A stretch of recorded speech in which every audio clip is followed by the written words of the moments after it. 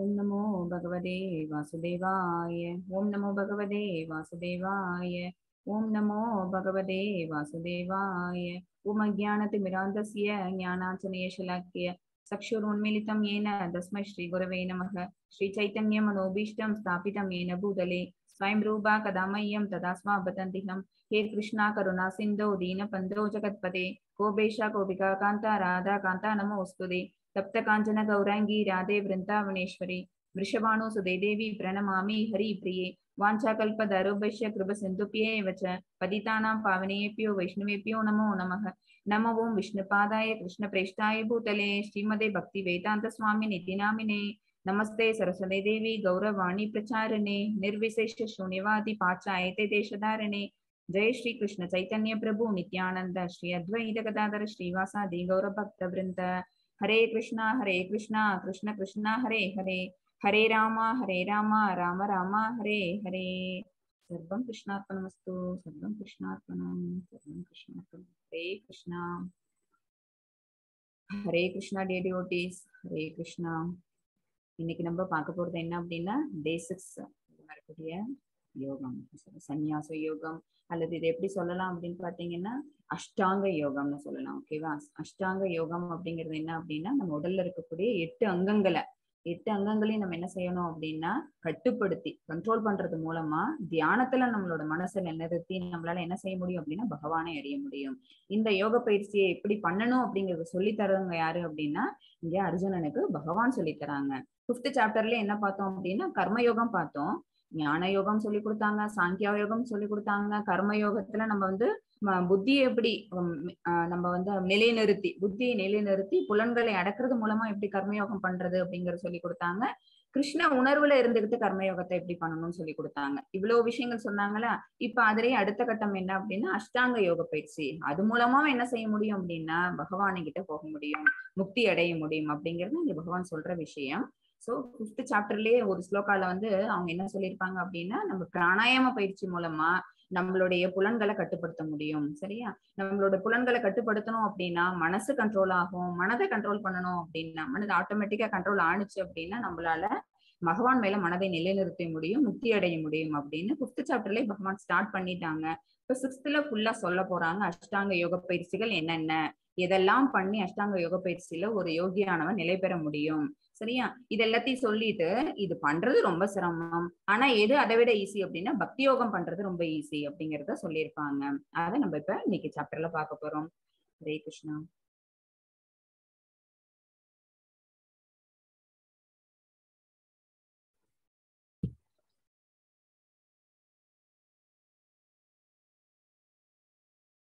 Balaji Prabhu screen தெரியறதா? Hare Krishna. Yes Mataji. Yes yes. Day 6 அத்தியாயம் 6 தியான யோகம். சரியா? தியான யோகம் தியானத்தை எப்படி பண்ணணும் அப்படின்னா உடலை நம்ம நிலைநிறுத்துறது மூலமா உடலை நம்ம என்ன பண்ண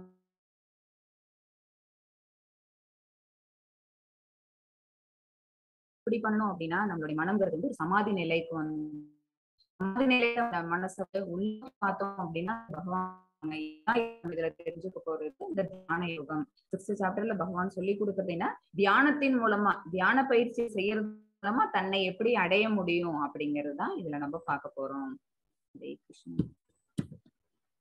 இது அதுக்கு முன்னாடி நம்ம வந்து ஸ்ரீ ஸ்ரீ ராதா கோவிந்தா பெங்களூரு டைட்டிஸுக்கு நம்மளுடைய வந்தனங்களை சமர்ப்பிச்சுப்போம். Hare Krishna Krishna Krishna Hare Hare Hare Rama Rama Rama Hare Hare. Now we move on to chapter. இப்ப வந்து அத்தியாயம் ஃபர்ஸ்ட் பார்ப்போம். நம்ம அதுல என்னென்ன தலைப்புகள்லாம் நம்ம நேற்று கிளாஸ்ல பார்த்தோம் அப்படின்னா சந்நியாசம் பெஸ்டா அல்லது கர்ம யோகம் பெஸ்டா அப்படின்னு ஃபர்ஸ்ட் கொஸ்டின் அர்ஜுனன் கேட்டிருந்தாங்க. அதுல வந்து அந்த 5.1 அந்த ஃபர்ஸ்ட் வெர்ஸ்ல அவங்க கேட்டிருந்தது என்ன அப்படின்னா நான் துறவு மேற்கொள்ளணுமா அல்லது உற்சாகத்துடன் நான் செயலாற்றணுமா, இதுதான் அவங்க கேட்டிருந்தது. ஓகேவா? அடுத்தது அதுக்கு பகவான் என்ன பதில் சொல்றாங்க அப்படின்னா கர்மயோகம் தான் பண்ணணும், சன்னியாசத்தை விட துறவு மேற்கொள்ளுதல் அப்படிங்கிறது வந்து என்ன, அது ஒரு ஒரு பகவானால ஏற்றுக்கொள்ளப்படாத செயல். ஏன் அப்படின்னா செயலின்மை அப்படிங்கிற விஷயம் என்ன அப்படின்னா பகவானாலே அங்கீகரிக்கப்படாத விஷயம். ஏன்னா அந்த நம்மளால என்ன அப்படின்னா மனதை நிலைநிறுத்த முடியாது, கண்ட்ரோல் பண்ண முடியாது, எந்த செயலுமே செய்ய மாட்டேன்னு சொல்லிட்டு நம்மளால ஒரு இடத்துல இருக்க முடியாது. ஆத்மாவோட எபிலிட்டி என்ன அப்படின்னு பாத்தீங்கன்னா எப்பவுமே ஏதாவது ஒரு ஒர்க்கை செஞ்சுக்கிட்டு இருக்கிறது தான். அதால என்ன செய்ய முடியாது அப்படின்னா செயலின்மை அப்படிங்கிற விஷயத்துல இருக்க முடியாது. சோ சந்நியாசத்தை விட செயலின்மையை விட எது ஈஸி அப்படின்னா எது பெஸ்ட் அப்படின்னா கர்மயோகம் பெஸ்ட்னு சொன்னாங்க. அந்த கர்மயோகத்துல எது நல்லது அப்படின்னு பாத்தீங்கன்னா நிஷ்காம கர்மயோகம், அதாவது விளைவுகளுக்கு அப்பாற்பட்டு இருக்கிறது. அந்த விளைவுகளுக்கு அப்பாற்பட்டு இருக்கிறதுக்கு பேரு தான் என்ன அப்படின்னா செயலின்மை. சரியா? அது என்ன அப்படின்னு பாத்தீங்கன்னா எல்லாரும் நம்ம எல்லாருமே எதுல ஆசைப்படுறோம் அப்படின்னா இந்த பௌதீக சுகத்துக்கு ஆசைப்படுறோம். இந்த டிஸ்கஸ் நம்ம என்ன திருப்பி திருப்பி திருப்பி நம்மளோட பற்ற செலுத்திக்கிட்டே இருக்கிறதுனால நம்ம மறுபடியும் பர்த் அண்ட் டெத் அப்படிங்கிற இந்த சைக்கிள்குள்ள இருந்துகிட்டு இருக்கிறோம். இந்த விளைவுகள்ல இருந்து நம்ம விலகி இருந்தோம் அப்படின்னா என்ன, நம்ம எல்லாம் யாரும் கர்மயோகிகள், எதிர்பார்க்காத பலனை எதிர்பார்க்காம இருக்கிறதுனால நமக்கு என்ன ஆகுது, விளைவுகள்ல பந்தப்பட மாட்டோம். விளைவுகள்ல பந்தப்படாததுனால நம்ம என்ன ஆயிரும் அப்படின்னா இங்க இருக்கும் போதே ஜீவன் முக்த அப்படிங்கிற பொசிஷன் அட்டைன் பண்ணிடுறோம். கிருஷ்ணர் மீது கவனம் செலுத்துவதன் மூலம் விடுதலை. அப்படி நீங்க இந்த பௌதிக விஷயங்களை செய்யும் போது என்ன செய்யணும் அப்படின்னா பற்றுதலை விடுறதோட இல்லாம செயல் மேல பற்றுதல் விடணும், விளைவுகள் மேல பற்றுதல் விடணும். அதோட இல்லாம பகவான் மேல நம்மளோட பற்றுதலை வளர்த்துக்கணும். கிருஷ்ணா கான்சியஸோட அவங்களோட உணர்வோட கிருஷ்ண உணர்வோட நம்ம செயலாற்றணும். பூரண ஞானம் அதுதான். ஓகேவா? உன்னத அறிவெல்லாம் கொடுத்தாங்கல்ல, அதனால நம்ம எந்த செயலை செஞ்சாலும் கிருஷ்ணார்ப்பணம் அப்படிங்கறத சொல்லிட்டு நம்ம செஞ்சோம்னு வச்சுக்கோங்களேன். அப்ப நம்ம செய்யக்கூடிய செயலை யாருக்கு சரண்டர் பண்ணிடுறோம் அப்படின்னா பகவானுக்கு சரண்டர் பண்ணிடுறோம். So we get liberated. அதனால நமக்கு என்ன கிடைக்குது அப்படின்னா சாந்தி கிடைக்குது. அதுதானே பகவான் லாஸ்ட் ஸ்லோகம் 29ல என்ன சொன்னாங்க அப்படின்னா போக்தாராம் யக்ஞதபசாம் சர்வலோக மகேஸ்வரம் சுகிருதம் சர்வபூதானாம் ஞாத்வாமாம் சாந்தி உச்சதி. ஓகேவா? 3 விதமான விஷயங்களை சொல்லி இது உங்களுக்கு பீஸ் ஆஃப் மைண்ட கொடுக்கும் அப்படின்னு சொல்லியிருந்தாங்க. இது நமக்கு என்ன சாப்டரோட சுருக்கம். இப்ப அத்தியாயம் 6 இதுல பகவான் என்ன சொல்லித்தர போறாங்க பாத்தீங்கன்னா அஷ்டாங்க யோகாவில் முன்னேறுதல். 8 அங்க பயிற்சி. அஷ்டாங்க பயிற்சி அப்படின்னா என்ன, 8 அங்க பயிற்சி. அதுல எப்படி எல்லாம் முன்னேறலாம், என்னென்ன மாதிரி செயல்கள் இருக்கு, அதெல்லாம் எப்படி நம்ம ஃபாலோ பண்ணணும். 6.9 வரைக்கும் சொல்லப்பட்டிருக்குது. அஷ்டாங்க யோகாசனத்தின் நிலைகள். அதுல அந்த 8 நிலைகள் இருக்குல்ல, அது எல்லாத்தையும் டிஃபைன் பண்ணணும் அப்படின்னா ஏமா நியமா ஆசனா பிராணாயாமா அப்படின்னு இருக்கும். இந்த 8 நிலைகள் அந்த ஒன்னொன்னுலயும் நம்ம எப்படி எந்த ஒரு செயலை செய்யணும்னாலும் அதுக்கு ஒரு ரூல்ஸ் அண்ட் ரெகுலேஷன் இருக்கும்ல. சரியா? இப்ப சமைக்க போறோம் அப்படின்னா என்ன இருக்கணும், நமக்கு அங்க நம்ம கிச்சன்ல திங்ஸ் எல்லாமே எடுத்து வச்சிருப்போம். ஆயில் பக்கத்துல இருக்கும், அதுக்கு தேவையான வெசல்ஸ் எல்லாம் பக்கத்துல இருக்கும். எல்லாமே ரெடி பண்ணிட்டு நம்ம போய் குக் பண்ணுவோம்ல. இதெல்லாம் இருந்தது அப்படின்னா தான் அந்த இடத்துல என்ன இருக்காது, ஒரு குழப்பம் இருக்காது. எந்த ஒரு விஷயத்துமே நம்ம செய்யணும்னாலும் அதுக்கு என்ன ஆரம்ப நிலைகள்ல சில முன்னாடி எடுத்துக்கக்கூடிய செயல்கள்லாம் இருக்குல்ல, அந்த விஷயங்கள்லாம் கவனம் செலுத்துறதுக்காக சொல்லப்பட்டிருக்கிறது 6.10ல இருந்து 32 வரைக்கும் இருக்கிற ஸ்லோகாஸ்ல. ஏன் மனதை கட்டுப்படுத்தணும் அர்ஜுனன் கேட்பாங்க. வீசும் காற்ற கூட நம்மளால அடக்கிட முடியும், அதை விட வேகமா எது போகுது அப்படின்னா மனசு அலப்பாயுது. இங்க இருப்போம், சடனா எங்க போவோம், யூஎஸ் கூட போவோம். சரியா? நம்மளால உடம்பால போக முடியலனாலும் மனசு எங்க போகுது அப்படின்னா அங்க நம்ம தங்கச்சி நிறைய என்ன பண்ணிட்டு இருப்பாங்க. ஓகேவா? இங்க நம்ம அப்பா வீட்டுல அவங்க என்ன பண்ணிட்டு இருப்பாங்க, அண்ணா என்ன பண்ணுவான், இந்த மாதிரி திங்கிங் எல்லாம் நம்மளோட மனசு. நம்ம போய் நம்ம என்ன பண்ணல, டைரக்டா போய் பார்க்கல, வெர்ச்சுவலாவே என்ன பண்றோம் அப்படின்னு பாத்தீங்கன்னா திங்க் பண்ணிட்டே இருக்கிறோம். அந்த மாதிரி இருக்கக்கூடிய மனசை நம்மளால கண்ட்ரோல் பண்ண முடியுமா? அப்படி கண்ட்ரோல் பண்ணினீங்கன்னா மட்டும்தான் நம்ம எதுல முன்னேறுவோம் அப்படின்னா அஷ்டாங்க யோக பயிற்சியில முன்னேறுவோம். ஏன்னா அஷ்டாங்க யோக பயிற்சியோட கடைசி நிலை என்ன அப்படின்னா சமாதி. சமாதி நிலைக்கு வரணும் அப்படின்னு வச்சுக்கோங்களேன், அவங்களோட புலன்கள் அடக்கி இருக்கணும், மனசு அடக்கி இருக்கணும், அவங்களோட உடல் மனம் எல்லாமே எப்படி இருக்கும் அப்படின்னு பாத்தீங்கன்னா யாரு பக்கத்துல என்ன பண்ணாலும் என்ன ஒரு பெரிய பாம்பே வெடிச்சா கூட என்ன ஆகாது அப்படின்னா அவங்க ஸ்திரமா இருப்பாங்க. அந்த இடத்துல என்ன ஆக மாட்டாங்க, ஷேக் ஆக மாட்டாங்க, தன்னோட தியானத்துல இருந்து வெளியில வர மாட்டாங்க. அந்த அளவுக்கு மனசை கண்ட்ரோல் பண்ணி உள்ளுக்குள் உரையக்கூடிய பரமாத்மாவோ காணக்கூடிய நிலைக்கு வந்திருப்பாங்க. அந்த அளவுக்கு மனசை கட்டுப்படுத்துறதுங்கிறது மிக கடினமாச்சு அப்படின்னு அர்ஜுனன் கேக்குறாங்க. தோல்வியுற்ற யோகி நிலைக்கு பகவான் ஒத்துக்கிறாங்க. எஸ், அந்த மாதிரி கண்ட்ரோல் அப்படி நிலை நிறுத்திட்டான் அப்படின்னா அதுக்கு மேல அவன் என்ன ஆக மாட்டாங்க, கலங்க மாட்டாங்க. பட் அந்த மாதிரி அவ்வளவு பயிற்சிகள் செஞ்சு கூட சமாதி நிலையை ரீச் பண்ணாதவங்க யாரு அப்படின்னா தோல்வியுற்ற யோகிகள் இருக்கிறாங்க.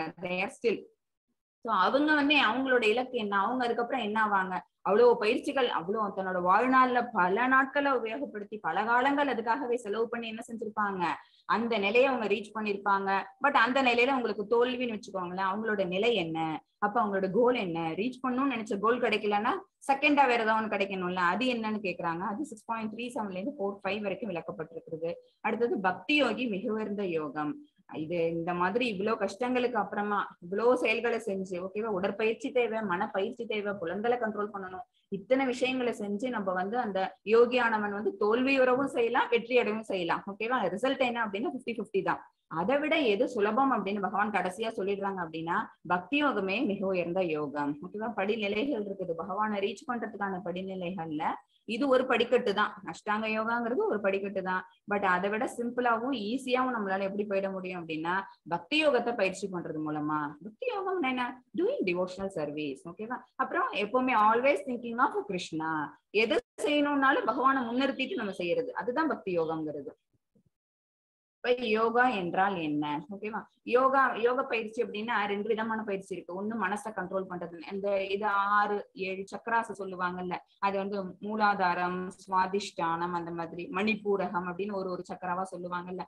இந்த சக்கரா எல்லாத்துக்குள்ளயும் அவங்க என்ன செய்வாங்க, தியானத்தின் மூலமா தன்னை ஒருநிலைப்படுத்தி அப்படி உள்ளிருக்கும் பகவானை காண்றதுங்கிறது ஒரு விஷயம். இன்னொன்னு கடினமான உடற்பயிற்சிகள் செய்யறது.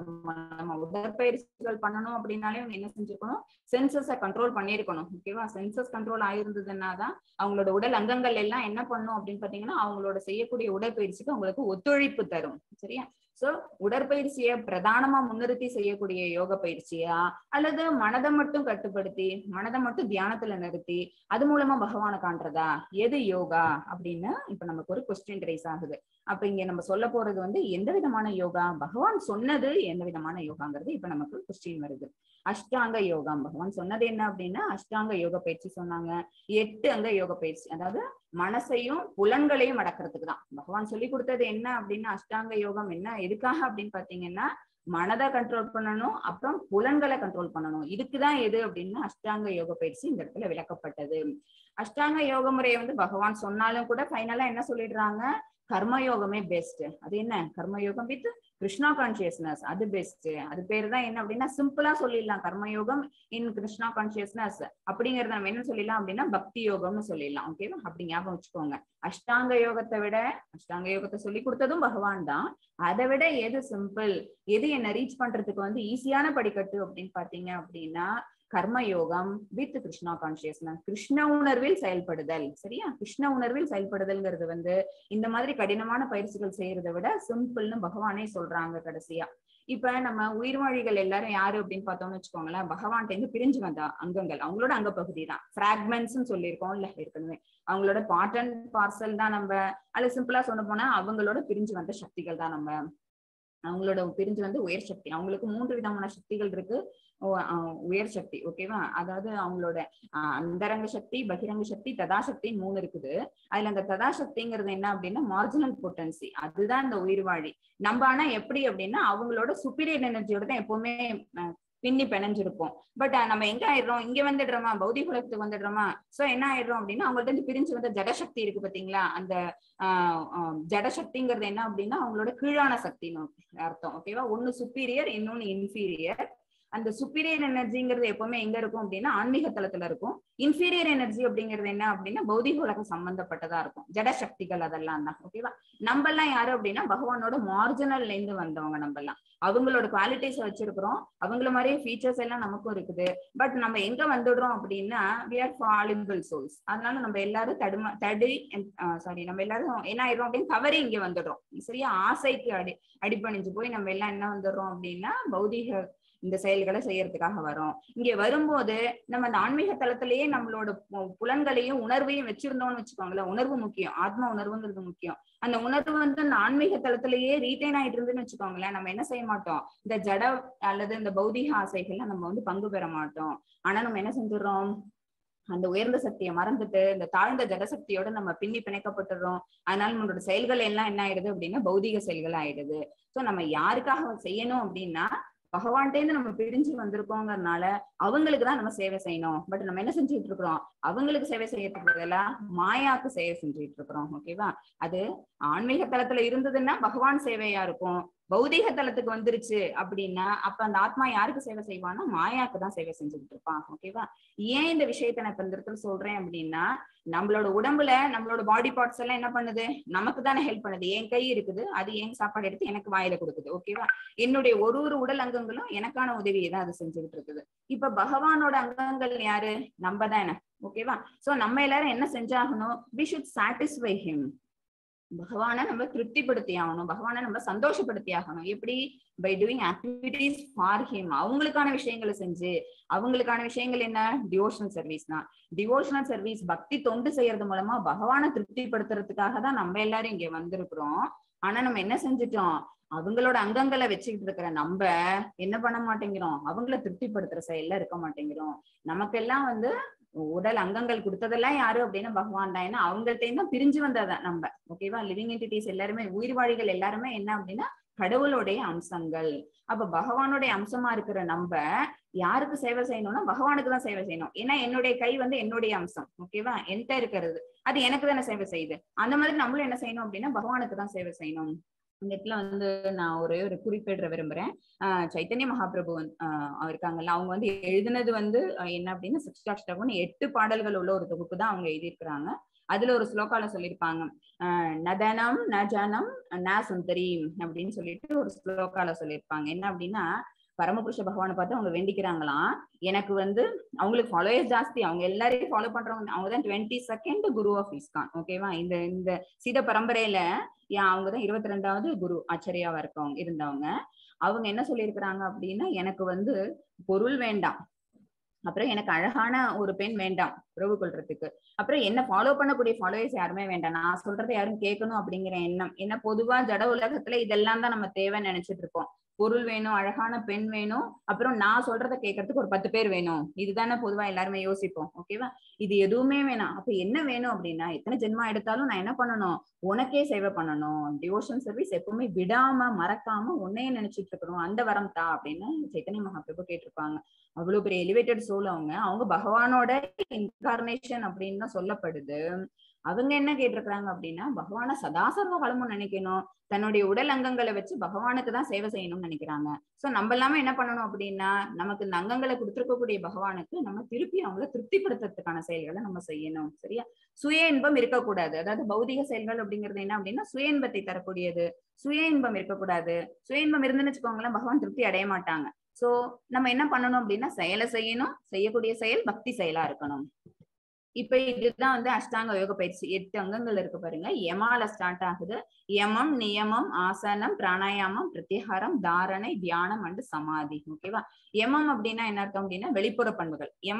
யமம் அப்படிங்கிற அந்த பொசிஷன்ல ஒருத்தவங்க தன்னை நிலைநிறுத்திக்கிட்டாங்க அப்படின்னா அவங்க வெளிப்புற பண்புகள், அவங்கள வெளியில இருந்து அவங்களை அடக்கக்கூடிய அவங்கள என்ன பண்ணும், ஒரு என்கரேஜ் பண்ணக்கூடிய விஷயங்கள் இருக்கு பாத்தீங்களா, அதுல இருந்து அவங்க என்ன ஆயிடுவாங்க, ஃபர்ஸ்ட் தன்னை தனித்திருத்துப்பாங்க, ஐசோலேட் பண்ணிப்பாங்க.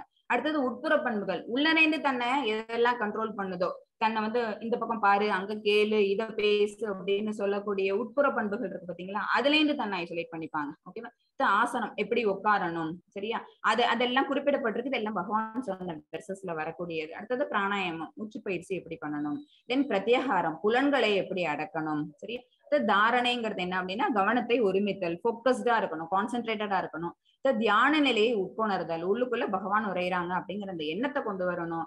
அப்புறம் அதுலயே நம்ம என்ன செஞ்சணும் அப்படின்னா ஒருமித்தல். சமாதிங்கிறது என்ன அப்படின்னா அதுலயே நம்ம ஐக்கியமாயிடணும்னு சொல்லுவாங்கல்ல, அதுதான் ஒருங்கிணைப்பு ஆர் ஒருமித்தல். இதுதான் அஷ்டாங்க யோக பயிற்சிகள், starting from yama to the end samadhi. இது என்ன அப்படின்னா ஆரம்ப கால பயிற்சிகள், இந்த யமா, நியமா, ஆசனா இதெல்லாம் இருக்கு பாத்தீங்களா, இதெல்லாம் என்ன அப்படின்னா உடற்பயிற்சி மாதிரி இருக்கும். இதெல்லாம் பலநோக்கு செயல்கள் மாதிரி இருக்கும். பலநோக்கு செயல்கள்லாம் என்ன அப்படின்னா உங்களுக்கு தெரிஞ்சிருக்கும், ஃப்ரூட்டிவ் ரிசல்ட்ஸ். ஃப்ரூட்டிவ் ரிசல்ட்ஸை கொடுக்கக்கூடிய விஷயங்கள், ஃப்ரூட்டிவ் ஆக்டிவிட்டிஸ், அதுதான் பலநோக்கு செயல்கள்னு சொல்றது. பாடி பில்ட் பண்றதுக்காக சில பேர் என்ன செய்வாங்க, யோக பயிற்சிகள் பண்ணுவாங்க. ஓகேவா? பாடியை ஃபிட்டா வச்சுக்கணும், ரொம்ப காலத்துக்கு வாழணும், இதுக்காக பண்ணக்கூடியது என்ன, யோக பயிற்சிகள். ஓகேவா? ஸோ ஸ்டார்டிங்ல இனிஷியலா பார்த்தோம்னா இந்த யோக பயிற்சி எப்படி இருக்கும் அப்படின்னா ஃப்ரூட்டிவ் ரிசல்ட்ஸ் கொடுக்கக்கூடியதா தான் இருக்கும். பட் போக போக போக ஃபைனலா அதை ரீச் பண்ணக்கூடியது எது அப்படின்னு பாத்தீங்கன்னா, படிப்படியாக நம்ம அதுல முன்னேறி ஒன்னொன்னா போனோம் அப்படின்னா புலனை கண்ட்ரோல் பண்ணிடுறோம், அடுத்தது மனசை கண்ட்ரோல் பண்ணிடுறோம், அடுத்தது மனசை தியானத்துல கொண்டு போயிடுறோம். ஓகேவா? இது இந்த இடத்துல பாயிண்ட் சொல்ல விரும்புறேன். ஹரே கிருஷ்ணா. மாதாஜி 5.27, 28 வாசிச்சு கொடுங்க. ஹரே கிருஷ்ணா.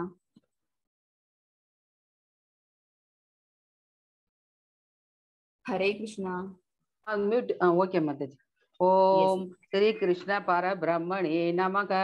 ஸ்ரீமத் பகவத்கீதா அத ஷஷ்டோத்யாயः.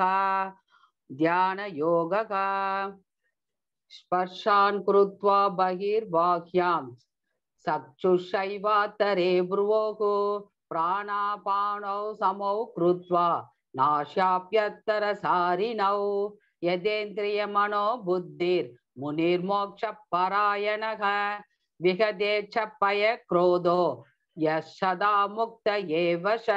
ஹரே கிருஷ்ணா. ஹரே கிருஷ்ணா. எல்லா புறப்புலன் விஷயங்களையும், இது வந்து 5th சாப்டர்ல வரக்கூடிய 2 ஸ்லோகாஸ். எல்லா புறப்புலன் விஷயங்களையும் வெளியே நிறுத்தி புருவ மத்தியில் கண்களையும் பார்வையையும் நிறுத்தி, ஓகேவா? புறப்புலன் விஷயங்கள் எல்லாத்தையும் வெளியே நிறுத்தணும். புறப்புலன் அப்படின்னா என்ன அர்த்தம் அப்படின்னா நம்மளோட சென்ஸ் கிராட்டிஃபை பண்ணக்கூடிய திங்ஸ் எல்லாம், ஓகேவா? நம்மளோட மனசை இதெல்லாம் ஈர்க்கும், நம்மளோட புலன்களை இதை பண்ணு அதை பண்ணுன்னு சொல்லக்கூடிய விஷயங்கள் எல்லாத்தையும் ஃபர்ஸ்ட் நம்ம என்ன செஞ்சிடணும் அப்படின்னா அதுல இருந்து நம்ம விலகி இருக்கணும். Yes yes Mataji. Mataji 6 point தான் நீங்க சொன்னீங்க. இல்ல இல்ல மாதாஜி, இதுதான். இல்ல இல்ல மாதாஜி, இந்த ஸ்லோகம். எஸ், இதுல இருந்து ஸ்டார்ட் ஆகுது அஷ்டாங்க யோகம். அடுத்தது கண்களையும் பார்வையும் நிறுத்தி, ஓகேவா? கண்கள் எப்படி இருக்கணும் அப்படின்னா நம்ம பிராணாயாமம் பண்ணும்போது எப்படி இருக்கணும் அப்படின்னா கம்ப்ளீட்டா மூடி இருக்க கூடாது, அப்புறம் ஃபுல்லா திறந்தும் இருக்கக்கூடாது. ஃபுல்லா திறந்துருந்தோம் அப்படின்னு வச்சுக்கோங்களேன், அப்ப என்ன ஆயிடும் அப்படின்னா நம்மளோட அந்த ஒருமித்தல் அப்படிங்கிற அந்த விஷயம் வந்து செதறிடும், கான்சென்ட்ரேஷன் இருக்காது. அதனால ஃபுல்லா கண்ணை திறந்து வச்சுட்டு இருக்கிறது வந்து பிரயோஜனம் இல்லாத ஒரு விஷயம். கண்ணை கம்ப்ளீட்டா மூடிட்டோம் அப்படின்னாலும் தூக்கத்துல கொண்டு போய் விட்டுரும், ஓகேவா? அப்பயும் அந்த செயல் என்ன அப்படின்னா யூஸ்லெஸ் ஆன விஷயமா போயிடும். சோ அரைக்கண் முடிய நிலையில நம்ம இருக்கணும். அந்த கண்ணை எங்க பார்க்கணும் அப்படின்னா பார்வை எங்க செலுத்தணும் அப்படின்னா மூக்கின் நுனி மேல செலுத்தணும்னு சொல்லுவாங்க, ஓகேவா? அப்புறம் நாசிக்குள் உள் வெளி சுவாசங்களை நிறுத்தி, நம்ம வந்து உட்சுவாசம் வெளி சுவாசம்னு இருக்குது. பிராணாயாமம் தெரிஞ்சவங்களுக்கு தெரிஞ்சிருக்கும். அதெல்லாம் என்ன அப்படின்னா இன்ஹேலிங் அண்ட் எக்ஸ்ஹேலிங் பண்ணும்போது எந்த அளவுக்கு பண்ணணும், எவ்வளவு நேரம், எவ்வளவு டியூரேஷன் அதை நம்ம வந்து வித்ஹோல்ட் பண்ணணும், அதெல்லாம் இருக்குது.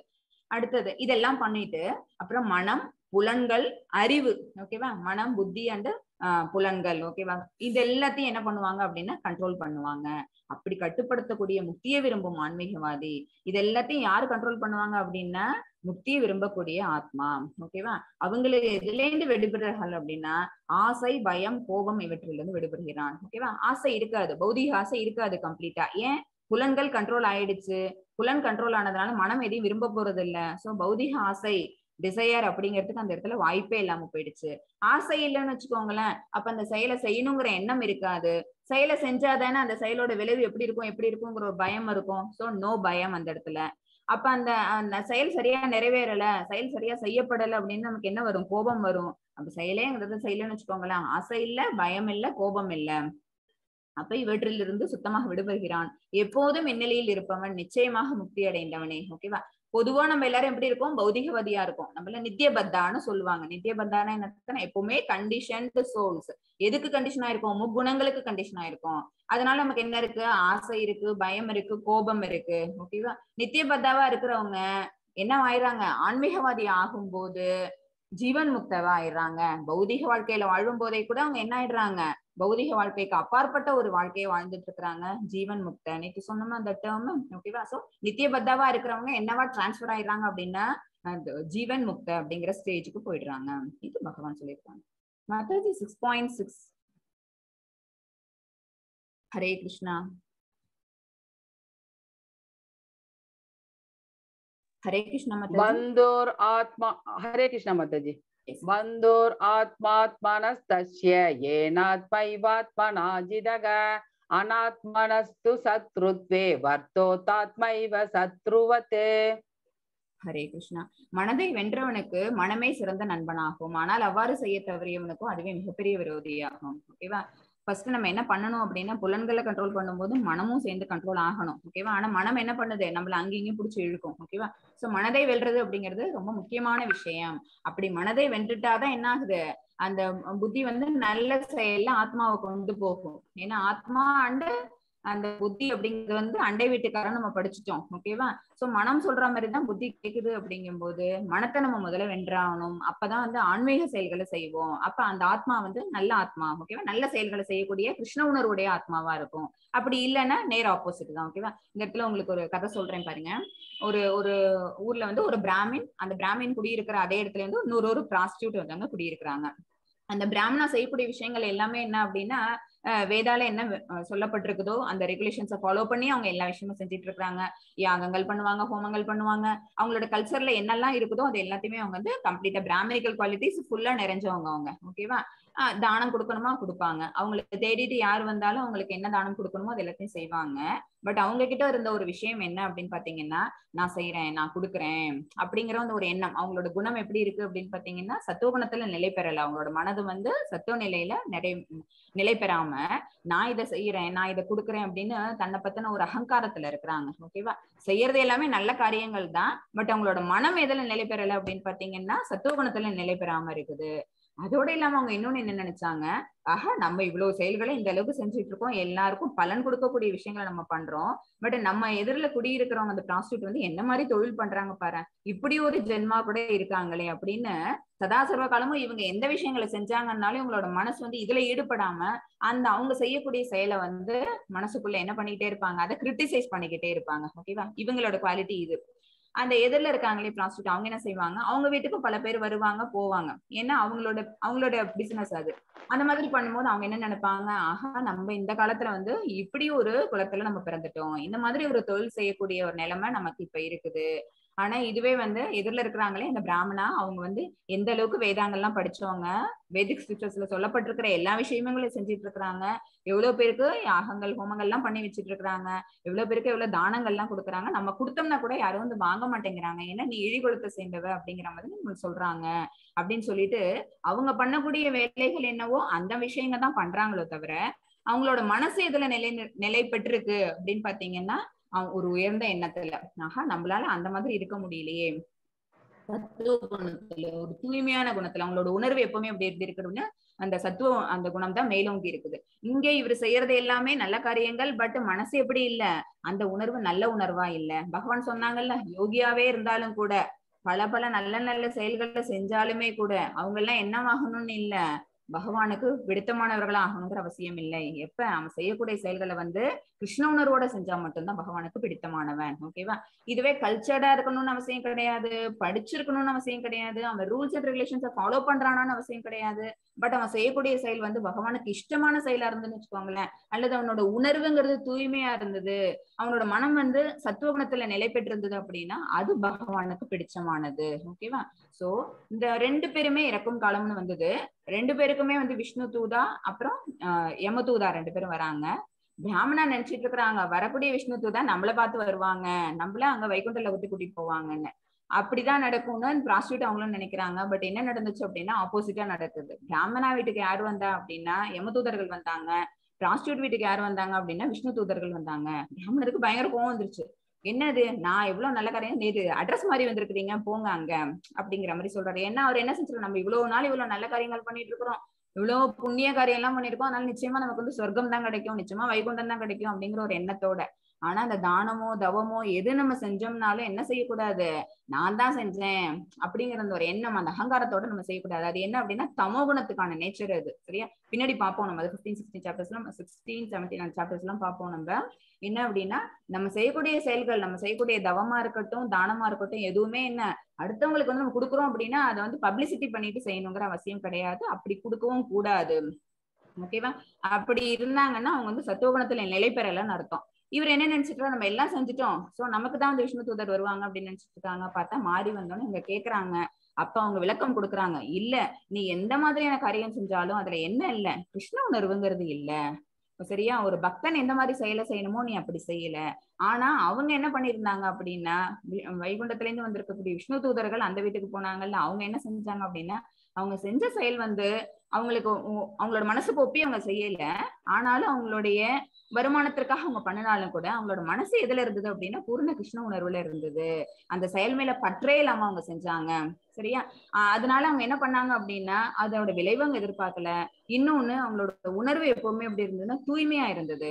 அதனால அவங்களுக்கு அந்த மாதிரி ஒரு ரிசல்ட் கிடைச்சது. ஓகேவா? சோ பிராமின் வந்து இந்த என்ன மாதிரி விஷயங்கள்லாம் செஞ்சாலும் கூட அவங்க மனசை கண்ட்ரோல் பண்ணாததுனால, மனதை வெல்ல தவறியதுனால அது அவங்களுக்கு என்ன ஆயிடுச்சு, மிகப்பெரிய விரோதத்தை கொண்டு வந்துருச்சு. என்ன ஆயிட்டாங்க, அவங்க ஹெல்லிஷ் பிளானட்டுக்கு போறாங்க. ஹெண்டபிட் ஹெல்லிஷ் பிளானட்.